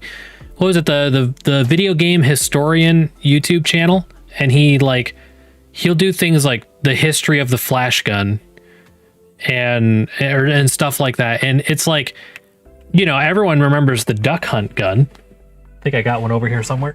Everyone knows the duck hunt gun, but it's like, I don't think a lot of people know that there was like an Uzi that had actual like feedback and looked like a real, like was modeled off a real life Uzi, you know, and shit like that. Special editions. No, that was the base product. Some company just made an Uzi based off an Uzi that had like a spring-loaded feedback on the top when you shot it. Oh, jeez. Yeah, and I'm like, that's cool as hell to just learn that existed, and they didn't have the requirement for the orange tip at that point in time. Nuts. Video games are more than just playable code. It's the ephemeral material that was produced around it. It's the marketing, it's the stories, and all of these things. No way. Did you see that? Final Fantasy II sample. A sample cartridge. Like they probably were like working on it or had like a version of it ready and put it on that cartridge and just like slapped a label on it. All of these things are in danger of disappearing. That's awesome. We actually go out and find it and make sure that it's safe. I would be like a 5-year-old in a candy store looking around in there. I'd be in there for weeks. Closets, it's in developer garages, but a lot of people just don't know where to put this stuff. What was that? Where in North Dakota is Carmen Sandiego? Nice. Archive it. We want to digitize it and make it available to researchers. We want to take museum pieces, floppy disks, and actual museums. And I think more than that, we need to educate people on what kind of material is actually of value to historians and researchers. When I was living in Norfolk, Virginia, there was a museum that had a history of video games like exhibit, and I was super excited. And it was like the most disappointing shit ever. There was like a room that had like, I don't know, 10, 12 arcade machines set up, and then a larger, kind of more impressive room that had like more modern to semi-modern gaming stuff. There just wasn't really much there, and there wasn't much history there. It was like you can play some games without needing quarters. It was just like little kids running around and screaming. It was so disappointing. Researchers. So we're starting off small right now. We're digitizing video game history and making sure researchers can access it. But in the future, who knows? Maybe we can open up a library and allow researchers to come access physical material. Maybe we become the facilitator for the museums that exist. Maybe we tell developers how to make sure their code is safe and secure. There's a whole lot of ways we could go, and I'm really excited to figure out which directions we can, but we can't do any of it without your help. But most importantly, what you're XY Bots NES Atari Games Corporation 1991 pledge gives us is the opportunity to actually do this right, to make this a full-time pursuit, to actually make a video game history foundation. If you believe in this as much as we do, join us. Let's save video game history together. He seems pretty passionate about it. Not like over the top and ridiculous, just really wants to make it happen. Why aren't people talking about video game history? There aren't that many video game history books out there, as any visit to the bookstore will tell you. Okay, so when it comes to history books about what are our mediums here? Music, film, and television, and games. So games only make up 4% of that chart. Documentaries fare even worse, with video games representing just a tiny sliver of what is available. It makes sense that music and film and TV documentaries exist, and yeah, I guess that makes sense. Yet annual spending suggests that interest in video games is more than music and film. I tell you what, I would watch, if there was like a documentary on like just the history of Donkey Kong, I'd watch it. Documentary on the history and behind the scenes and the making of Master Chief and Halo, I'd watch the shit out of it. So I agree that I wouldn't read a book about it, but I would watch the heck out of all documentaries involving games and consoles and products and shit. And with that classic stuff, there is only so much time left for them to get like interviews of, because people who worked on the classic games, like they're still alive, but they're getting up there in age. Yeah. There's like a literal human resource that we will run out of. And then some of these cartridges, some of these games that never made it to emulation, granted, they are extraordinarily few and far between. The ones that do exist will eventually not, like their code will be no good eventually. Or there simply just won't be any available between them getting trashed, thrown out, or whatever, water damaged. So they're doing education. They're doing preservation, obviously. And what else they got? Advocacy. So this is good. This is good stuff. Their values, their vision, all that stuff. So I think that the Video Game History Foundation is awesome. I think it's really, really, really good. Really, really great. They have a shop. And I actually really like the design work on some of this. This is the best part. And I thought, Sage, you'd like this a lot. I think they only have the one, though. Yeah, I think they used to have more. This is the coolest product ever. Do you see this, Sage? It'll take a sec for the video to catch up. Yeah. It's so cool. It's such a good idea.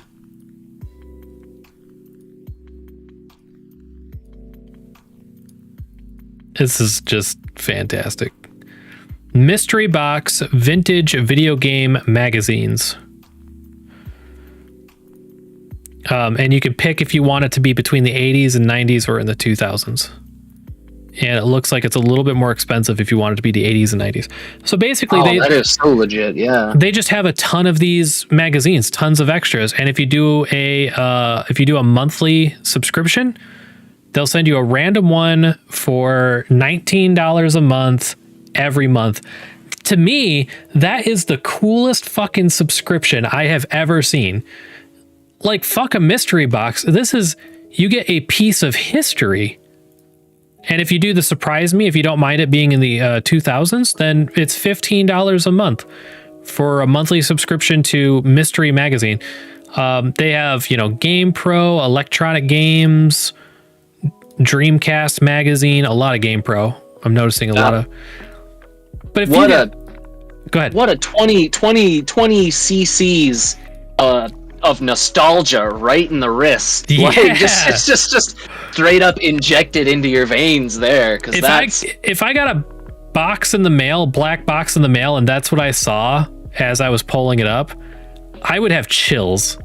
Oh, you know that what I'm imagining. That scene from Pixar's Ratatouille, where the food critic like takes a bite of the food and it just whooshes back and he's like back in his childhood and stuff like that. I imagine like that, like you open it up to like the Pokemon Yellow, like a review of Pokemon Yellow for the first time, and you're reading it and you just like whoosh, just back to the past where you first got a Game Boy and Pikachu popped out and you're like, oh my god, I can talk to Pikachu, and he goes, Pikachu. It's just oh yeah, that's so wholesome. You'd freak out. So I'm thinking I may go ahead and subscribe to this.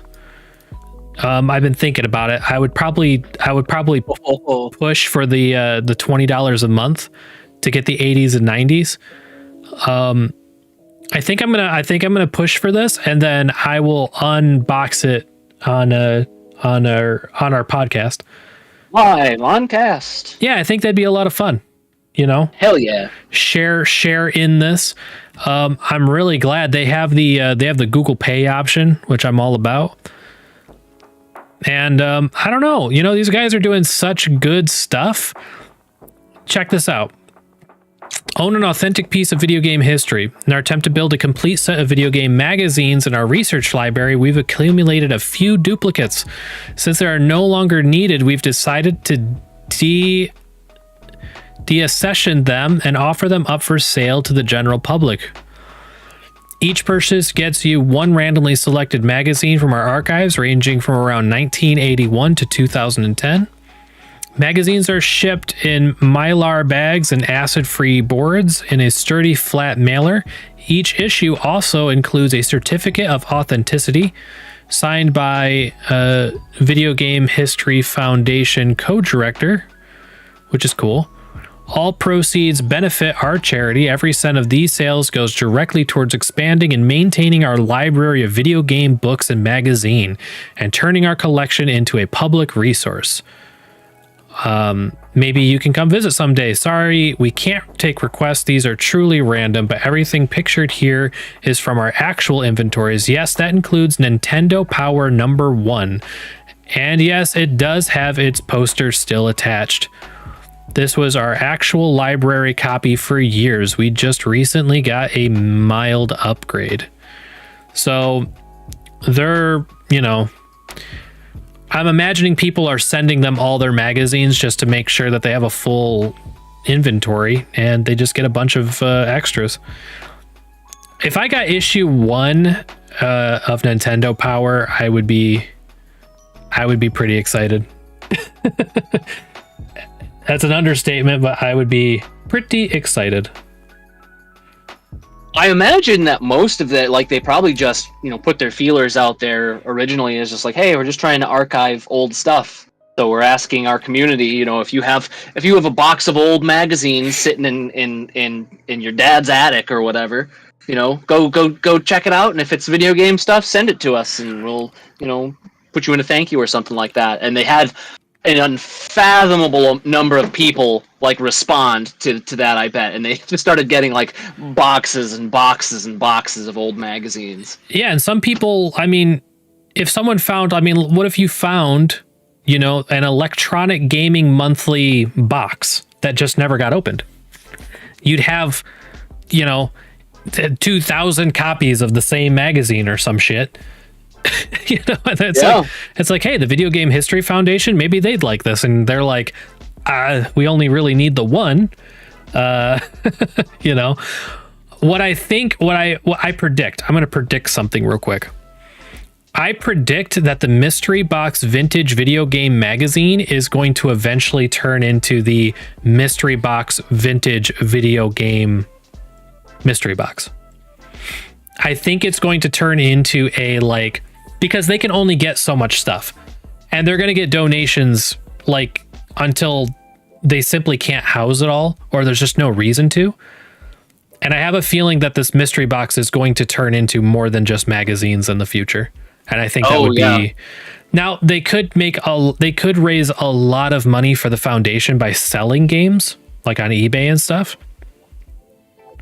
But if they turn this into like a $50 a month, you get a random game or something. 50 might be a little steep, but I don't know. Maybe it wouldn't be. Hard to say. This is a cool idea. I highly recommend it for anybody. And I will get a subscription to this, and we'll open up some magazines on stream. I think that'd be really fun. And we get to talk about video game history preservation at least once a month, which I'm down with that too. Dope. 87% missing. The disappearance of classic video games. New study reveals most classic video games are completely unavailable. This is just referencing the article that they wrote. This is them referencing their own article. It's interesting. I don't know if it shows the availability rate of historical games by period between 1960 and 2009, there's just none. You go before like 1979, 1975, there's just nothing. There's just nothing. And that's really unfortunate. Not that we're talking about a lot of games, but it's a lot of like foundational stuff. Yeah, it's the beginning. Like what a shame to lose the beginning, you know? Like, what was the first platformer? Like as a game that we would consider like a platformer.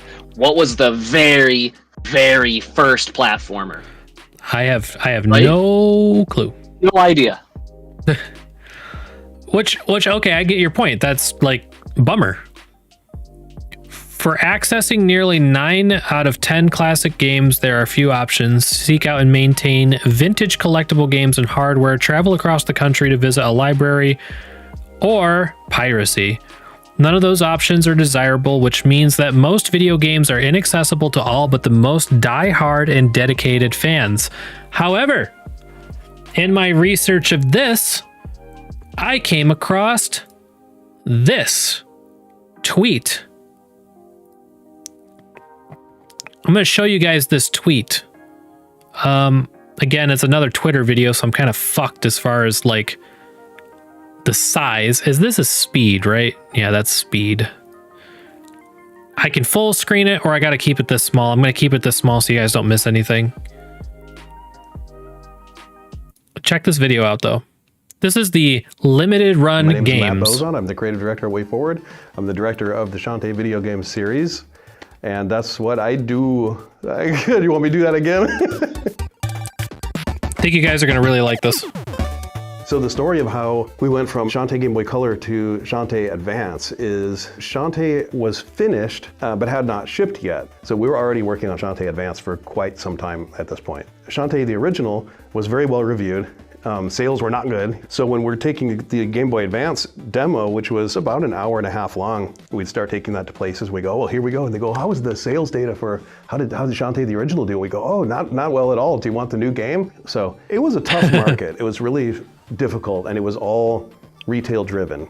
So there'd be too many creative compromises to either get it on a tiny, tiny cartridge, or maybe a cartridge where you couldn't save your progress. We just didn't want a less ambitious Shantae game. We wanted it to be the game that we wanted to make. So for those reasons, we just shut it down and archived all the files and put it away. I'd like to finish that work. It seems weird that it was left undone, and I think fans would like it. Could you just like release pieces of it on the internet or something? Never wanted to do it because I'm like, maybe someday we'll have a chance. Well, we got our chance now. Oh, I love that retro music, man. Is Shantae Risky Revolution. Risky Boots has found this cavern underneath Sequin Land, and so she sets up this device that lets her rotate the land above, and landlocked towns that she could never plunder or pillage are getting rotated, and they're ending up at the coastline so she can attack them. So it's just a big silly idea, but you as the player get to control that. So you can shift the world around, it's like puzzle stuff, and you can ultimately foil Risky by using her machine against her, but in the meantime, it's fun to slide the layers.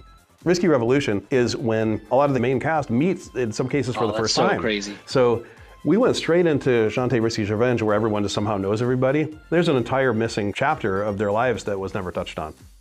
One of the things we wanted to have in this game was the link cable support, which sounds funny today. It's fun, it's an experience you don't get anymore. You just need one copy of the game, it sends it out to 3 empty devices. It's lighthearted and fun and really silly, and I think players will like it. I mean, to make a Game Boy Advance game in like this year is crazy, but I think it's a better version of the game than it would have been if it had come out in 2003 or 2004.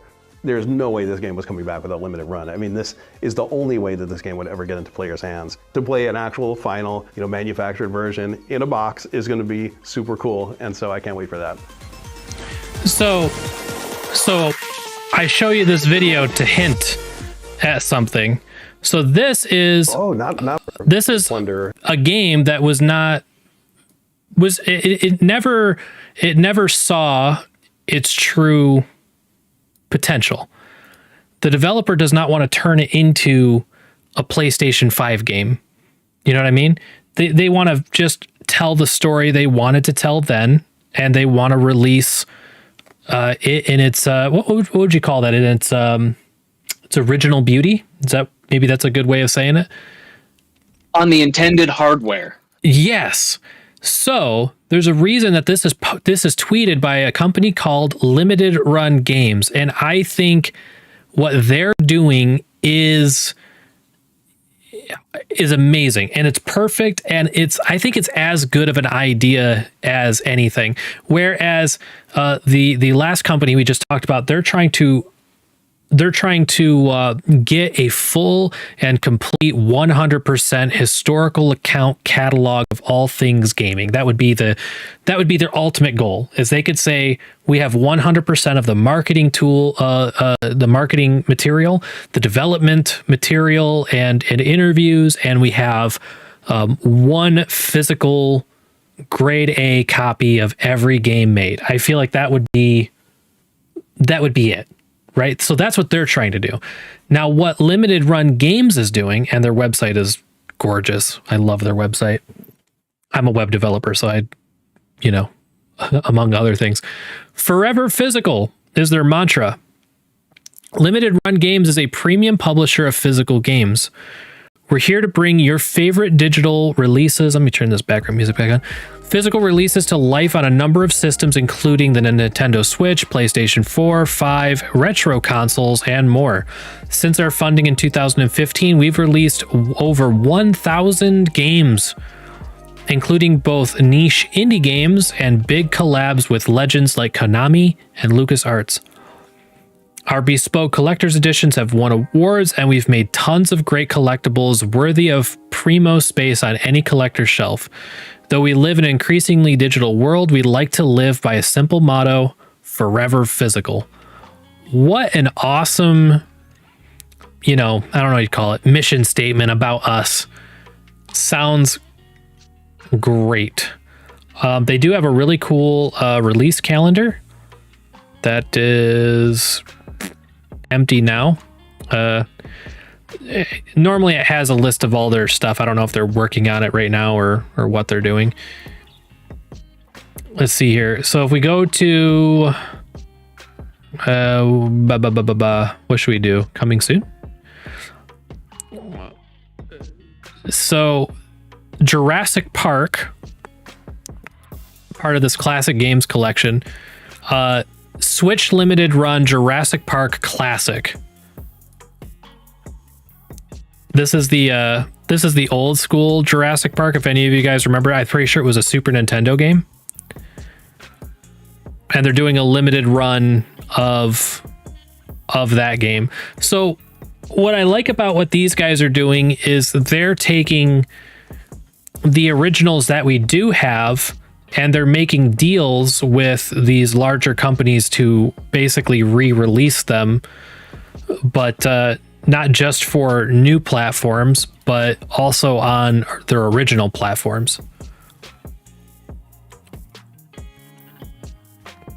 So we'll grab this here.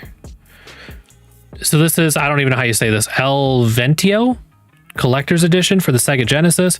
You can actually get, and they do a really good job on these cartridges. Not a sponsor. Look like a SNES game. What'd you say? It actually looks familiar, the image they're using in the bottom right. I think I do remember that game for like Super Nintendo or Genesis or something. And the cool thing is that in these collector's boxes, you get the cartridge, you get a certificate of authenticity, you get the full colored original instruction manual, and I love it. I don't know what it is. I mean, I feel like I'm simping for it, but that you can get the original game. It's obviously it's new. This is something that is new, right? But they're only like freshly manufactured. But what they did is when they made the deal, to reprint this, the reason it's called limited is because they're only licensed to make so many. So for this, they'll only make 2,500 of these. And I feel like they could basically charge anything they want for this. because if you're a fan of this game, if you want like a cartridge, it's a limited run. It is officially licensed, so you're getting an officially licensed product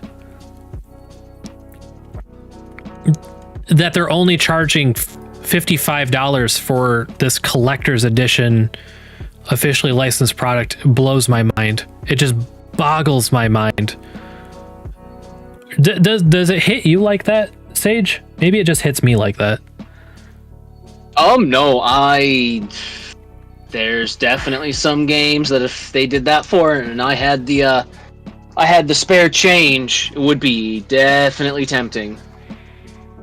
I can't believe I didn't know this company existed until literally earlier today. Really blows my mind. Now, the things that they run, when they say that they are limited runs, they are very limited. Like right now they have what, two Genesis games,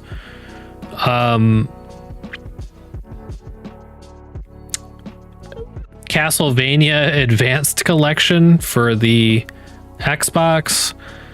So, you know, they don't have this massive inventory of games, and they only do so many of each. Like their licensing is very limited, so they can only sell X number of these. And I think that they do it for a pretty, like, if this game was important to you, if you're like the Jurassic Park games, the classic Jurassic Park games, have a special place in your heart, I think this is a fantastic thing. Oh, you remember that? The old PlayStation Jurassic Park game? That was an awful game. The Super Nintendo one was my favorite. It was so much fun. And to be able to get it on, you know, like I have a Switch. I would get this on a Switch for $35. I would get $35 worth of time out of it. So I really wanted to highlight these guys. Again, not a sponsor,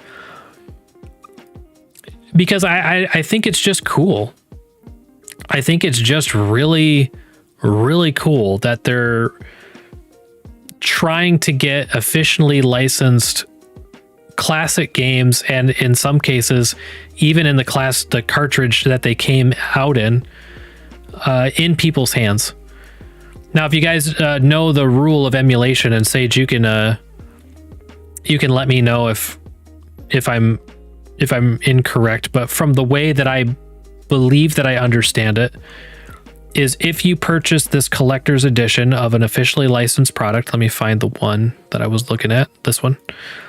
If you purchase this, you can then emulate it legally, right?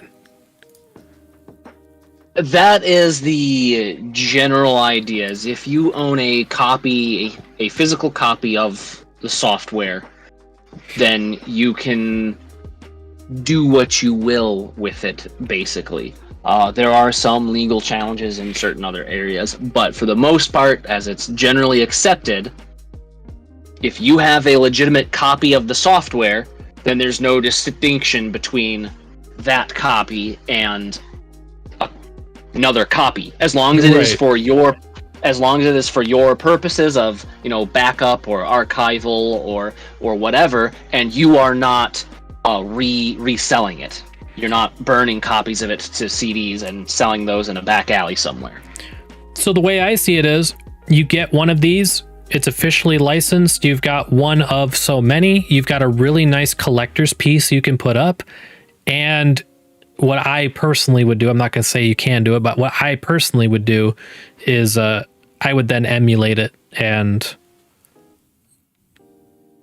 Yep, and I'm sure that's what most with that cartridge. Most of the collectors that are going to buy that, they are going to leave it all mint in box, and that's that. Like, it's just outside of a rare one-off. It's people are just going to buy it, and it's going to stay sealed up because they've already beaten the game 100 times on Gens Plus, you know, or on ZSNES, or you take your emulator of pick. Like, they've been emulating it already. Now they're just now they're just legit. Right. I don't know. I'm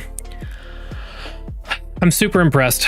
I am super impressed. And obviously this company doesn't have a ton going on. There's not like a ridiculous, oops, don't add it to my cart.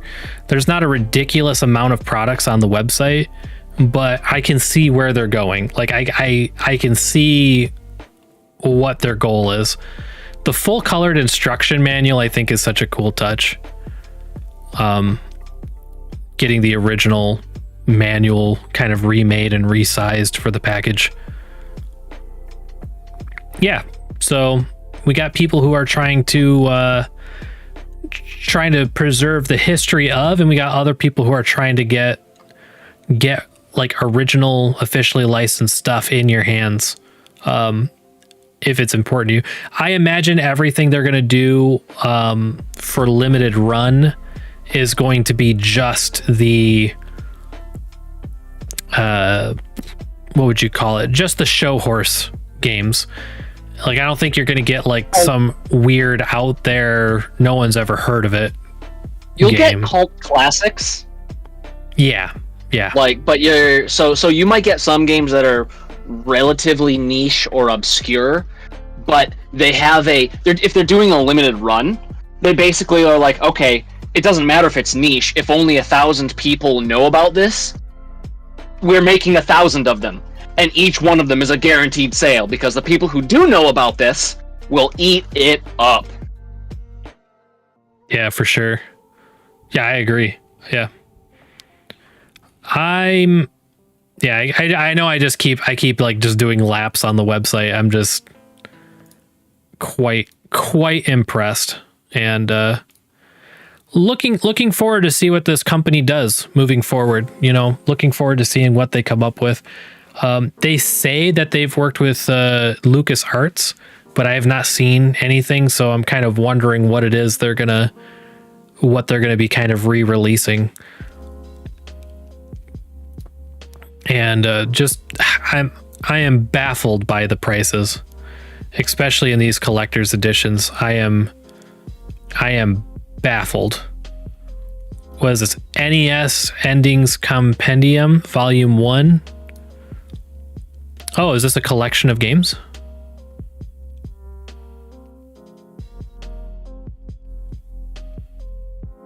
(1985 to 1989) collector's edition. I have no clue. I can't tell.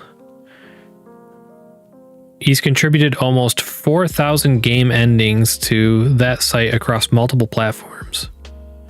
Yeah, I guess I don't know.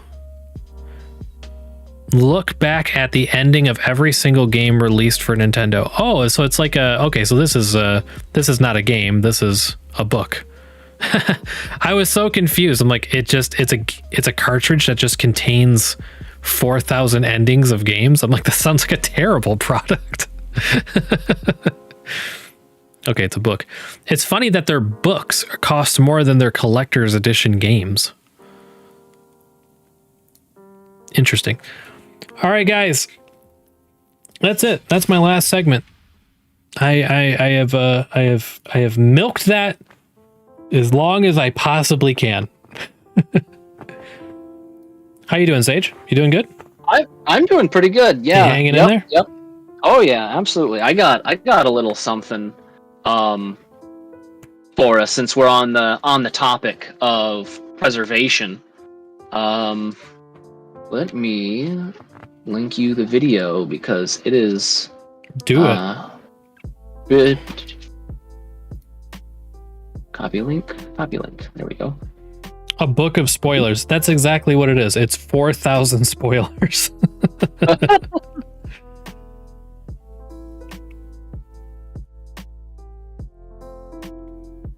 All right, there you go. Link it to you, Discord. I have been linked. Oop.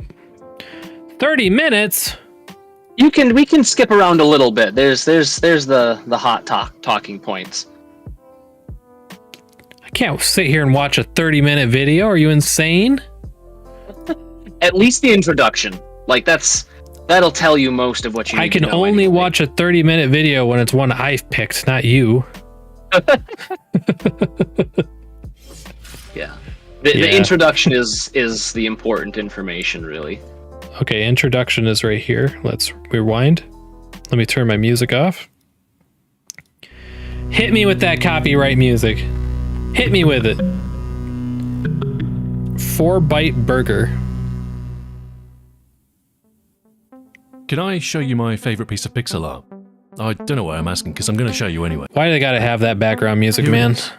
It's called 4-Bite Burger, and it was done by a guy named Jack Hager back in 1985. That's a pretty cool picture, actually. Honestly. Like, for 1985? Oh, it's baller. That's impressive. Even the range of colors and stuff. That's using every single color that was available. It's brilliant. It's whimsical, and it appeals both to my love of 80s aesthetics and of hamburgers. Mm-hmm. It's also among the first artwork ever produced on an Amiga. Jack Hager was the art director at Commodore, and he produced a series of images. Dang, look at that. Holy crap. You know how freaking hard that would be to do? Oh, yeah. Man, that would be hard to do. Its artistic capabilities. Some of these images have been preserved, but some, 4-Bite Burger included, have been lost. You see, the software Jack was using was in such an early stage of development that it lacked a save feature entirely. Oh. There was no way of storing the images you created to disk. The only reproduction we have of 4-Bite Burger is a photograph of the screen taken while the image was still in. Oh, so he had to make the artwork, and he knew as soon as that computer turned off, it was gone forever. Yep. Oh. Exactly. Oh, man. And he basically had to construct that 1 pixel at a time, basically. Like, there's fill options and stuff, but this has too much gradient for him to have done too much fill. It looks like it almost had no fill. 1 pixel at a time. In memory. A literal screen. Of course, you're getting lines in it and possibly some gradient because it's a picture. And it's scan lined too on the CRTs. Sure. Still. The photograph was printed in the premiere issue of Amiga World magazine and in the manual for Graphicraft, the software Jack was using. Holy crud. So we have these prints, at least. It's a nice enough capture, but it's not the pixel-perfect original.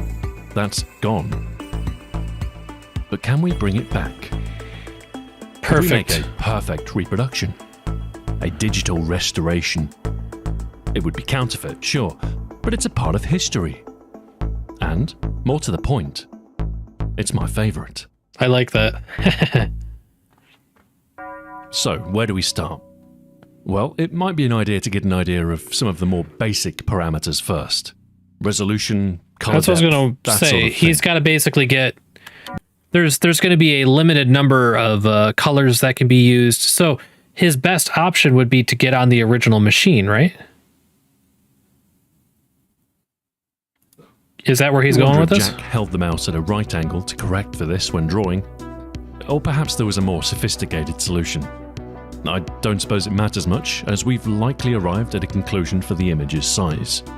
The standard Amiga resolution rotated by 90 degrees gives us 200 pixels in order to size the image properly. Okay, so he really wants to... Each scan line is 8.95 pixels across, and the visible area is 1682 Yeah, he pixels, really wants to make it faithful. which means we have 187 scan lines across the width of the photograph. This is 93.5% of the 200 pixel width we assumed, which seems like a reasonable crop. For the height, we can do the same. 2,251 pixels of the photograph corresponds to 252. To get version we see is All right, I'm going to skip through this because they're going to talk about colors, what colors were available. That's what I was talking about, is like he had to have made a picture knowing that he had limited pixels, but it looks like he was trying to use all of them. You know what I mean? Authenticity. Yep. just to get show closer to the originals, what we it could look could at some do. of the other palette, my second favorite piece of pixel art. I mean, look at it. That's it's wonderful. whimsical. It's animated. Might be closer to a pure 4-byte blur burger instead. sampled pixel color corrected. Oh yeah. Because because the colors wouldn't pop as much. Anyway, once we've tuned our palette to match Jumbo Dogs, we can start to look for colors that might be identical. And it seems so now we have a resolution, a crop factor, and a color palette. It's time to start the reproduction. I'll be One using pixel Photoshop at a for time, this, yeah? As it's what I'm familiar with, and it's more than the required resolution, and of 1. Use 0.83 instead. But the vertical stretch of the NTSC monitor is rotated, so we want slightly wider pixels instead. Next, I'll import our palette from Illustrator on a new layer and paint the background layer in a fetching shade of blue. Next, a new layer with a rectangle of, but I don't expect it to be exact. Oh, So I'll okay, have to that make makes reference sense. to the full-size Basically photo overlaying to get it closer with some to a pixel-perfect transparency, right? rendition. Next, I'll outline the Yep, that elements would in a help a lot. contrasting color. Pure magenta is a good choice here, and I start to construct the outlines of each of the elements. I start with the top bun, as it's completely visible, and I consider drawing the hidden parts of the lower overlapped elements, as this will allow me to do more later. Next, the mustard, tomato, onion, pickle, the burger elements, and these will serve as a mask for painting each part. Okay, makes sense. By creating a new layer and applying a clipping mask by alt-clicking, we can paint freely on this layer without fear of changing the outlines we've defined. We can start by colouring each element appropriately, and then the work on shading and adding detail can begin. It's at this point that it's worth looking at Jack's other work again to better understand the techniques he used. We can see a lot of dithering on Jumbo Dog, particularly on the bun. So I start with the darkest colour of the top bun and start to work on the brown pixels, trying to match the dithering pattern I can see in the photograph. But I'm not too worried about it being perfect, as I think that's a route to insanity. As long as it's better of me, and I start to take a slightly more freehand approach to this paint by number element. I'm not sure about. I like that he created like a full piece of what you can't see. Passable. I move on to the some of the colours. Yep, he did that for a very good reason. Much of the pixels to canvas. He must have known that his work was destined to be ephemeral. That at some point he would have to flick a switch and condemn his effort to a digital grave, never to return. Man, that's gotta suck. Gosh, I don't like that. It was clear that I was afflicted with the burger madness. So it was at this point I decided to take a break.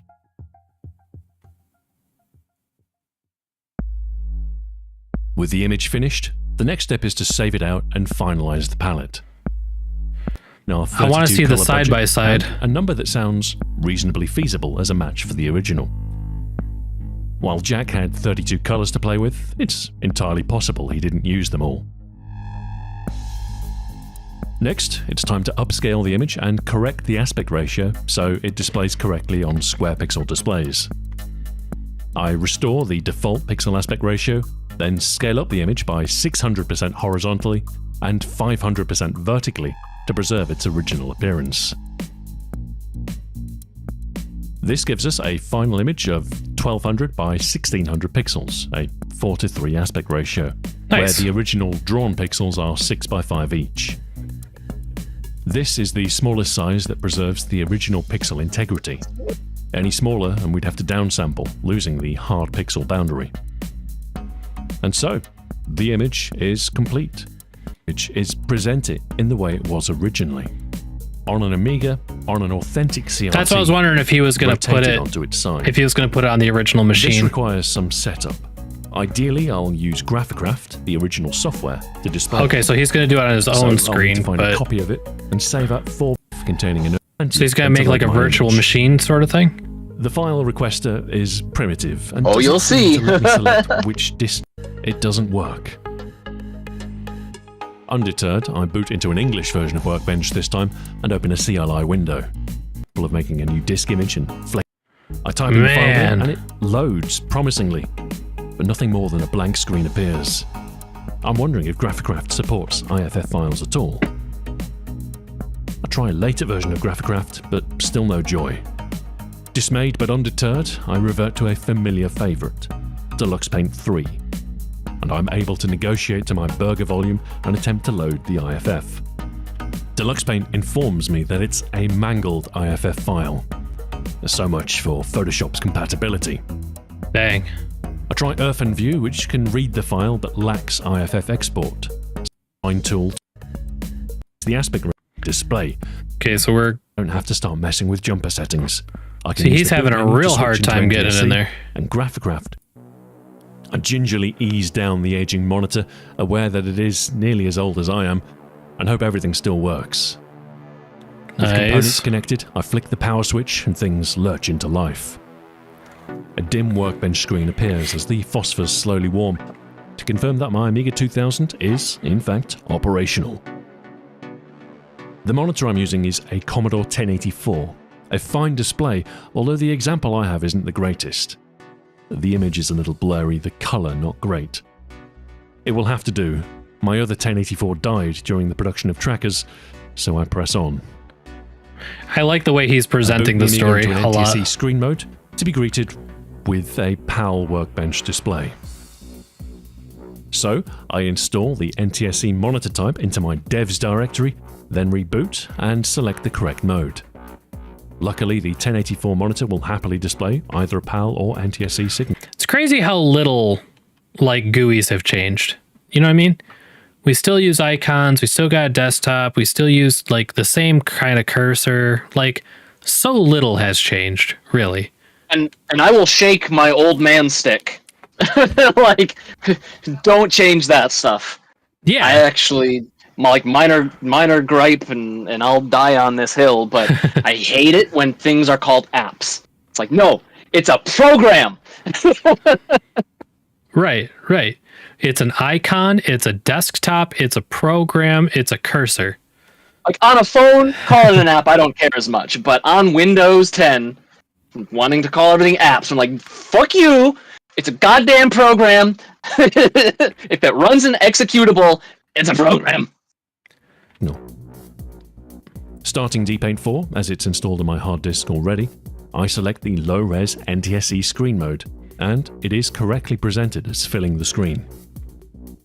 And so he has a floppy in there? Data onto the original machine itself. This should be simple enough. I have a Gotek floppy emulator hooked up to an external drive cable, so I can plug into the rear of the machine and deliver data. What an interesting piece of equipment. I'll need both the Graphicraft disk and my burger image, so I load those up on a USB drive, connect the Gotek, and reboot the Amiga.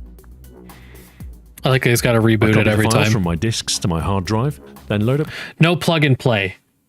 You plug it in, you restart, and now it's there. Graphicraft and attempt to load 4x Burger. There's a bit of a problem, as it seems Graphicraft doesn't run perfectly under Kickstart 3. My mouse cursor is missing, and there's some graphical corruption in.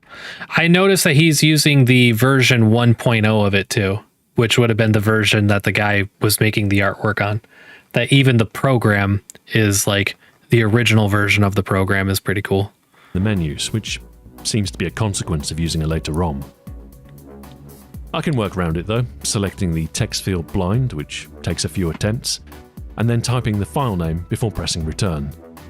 The file requester then closes and the screen goes a promising shade of blue, and a few seconds later, our burger appears. Selecting the hide title bar option in the drop-down menu presents the image in its full glory, but of course it's the wrong way round. The monitor would have been placed on its side originally. So for maximum authenticity, I very carefully rotate the monitor and place it on its... To think that he made that knowing it was going to be deleted. Man. Amazing. Side. Yep, absolutely wild. Immediately. And I loved it. That's so cool. And it's like... The corner of the image has been that's discolored. software. It's what's going to have to happen to all instead. kinds of stuff eventually. It looks as though a magnetic field is deflecting the electrons inside the tube slightly, causing the hue shift. This could be from the speakers inside the monitor case or another magnetized component moving as I rotate the monitor. But it's clear that the 1084 is not designed to be used on its side. I restore it to its proper orientation, and thankfully the discoloration is no longer present. But how can I recreate the original presentation? It turns out there is a way. Someone in my Discord server... Chances are he was using a pre-1.0 version of the program. Big true. You're right. I was thinking that after I said it. I was like, I mean, honestly, he's probably using like just a testing dev kind of version of it. Similar issue. And the solution is to leave the monitor in the portrait orientation for a period of time before powering on. So that's what I do. I leave it overnight, and in the morning I power on the monitor to see the discoloration has completely gone. How does it know? What sort of arcane magic is this? I don't suppose it matters. When it comes to ancient hardware, sometimes it's best not to question things. The fact is, it works. So this way, I am able to capture 4-byte burger in almost the same way Jack did in 1985. The image is a fake, a digital reconstruction done in modern software. The hardware, not quite authentic. Jack would have used an Amiga 1000, probably with a Commodore 1080 monitor. And I'm using a digital camera rather than shooting on film. But short of sourcing the exact rare vintage hardware and probing Jack for information on what type of camera and lens he might have used, I think we're pretty close. I mean, it looks amazing. We have a good facsimile of the original. We can keep it. Bounce. That's what I was going to say. I was wondering if he was we can even animate gonna close the burger. As we not have to flick. I wanted to see him close it. The hidden areas in a layered artwork. We can save out those layers and recompose the image to our liking. We can make the burger bounce. Nice. Seeing the once lost image merrily dance up and down on my screen fills me with a certain joy. And as much as I'm tempted to further refine the animation, it could use a little squash and squeeze to really sell the bounce, I feel as though the journey has come to an end. After all, it's just a picture of a burger from 1985. Yep, in the grand scheme of things, it's not that significant. Reproducing it doesn't change much. So what's the point? I think it's pretty easy to dismiss work like this. Certainly at the time, computer art wasn't really regarded as true art. But things have changed. Now, a great deal of art is digital. And 4-byte burger is really part of that transition. It was the dawn of a new medium, and 16-bit machines like the Amiga brought new possibilities to the world of computer art. Thank you for showing me this video, because it really does play into the idea of why restoring, or why keep the historical significance of keeping this stuff. And I think definitely, because it's like it's not just video games. This expression It's are worth studying media as part of a broader in history general of computer graphics. Gonna have this problem for old school classic computer stuff. Reproduce an image that was lost, and I'm glad he reproduced it. I think that's really cool. Learn some things along the way. I think that's really cool. So, was it a waste of time? Absolutely not. No, it wasn't. But a worthwhile waste of time. A worthwhile waste of time. Okay, and that's good enough for me. I'll take it. Doesn't seem like a waste of time to me at all. And until next time, farewell. Man, what a great video. What a fantastic video. That was cool.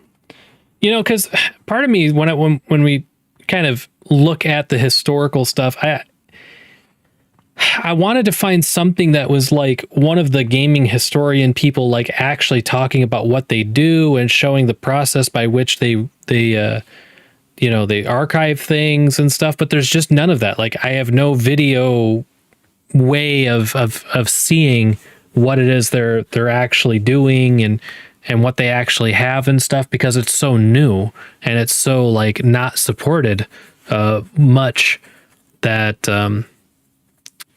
I'd really like to get a sneak peek. I'm gonna make a note of it. I'm gonna see if I can call the people for an interview. I think that'd be pretty cool. The historical company. Where am I? Here.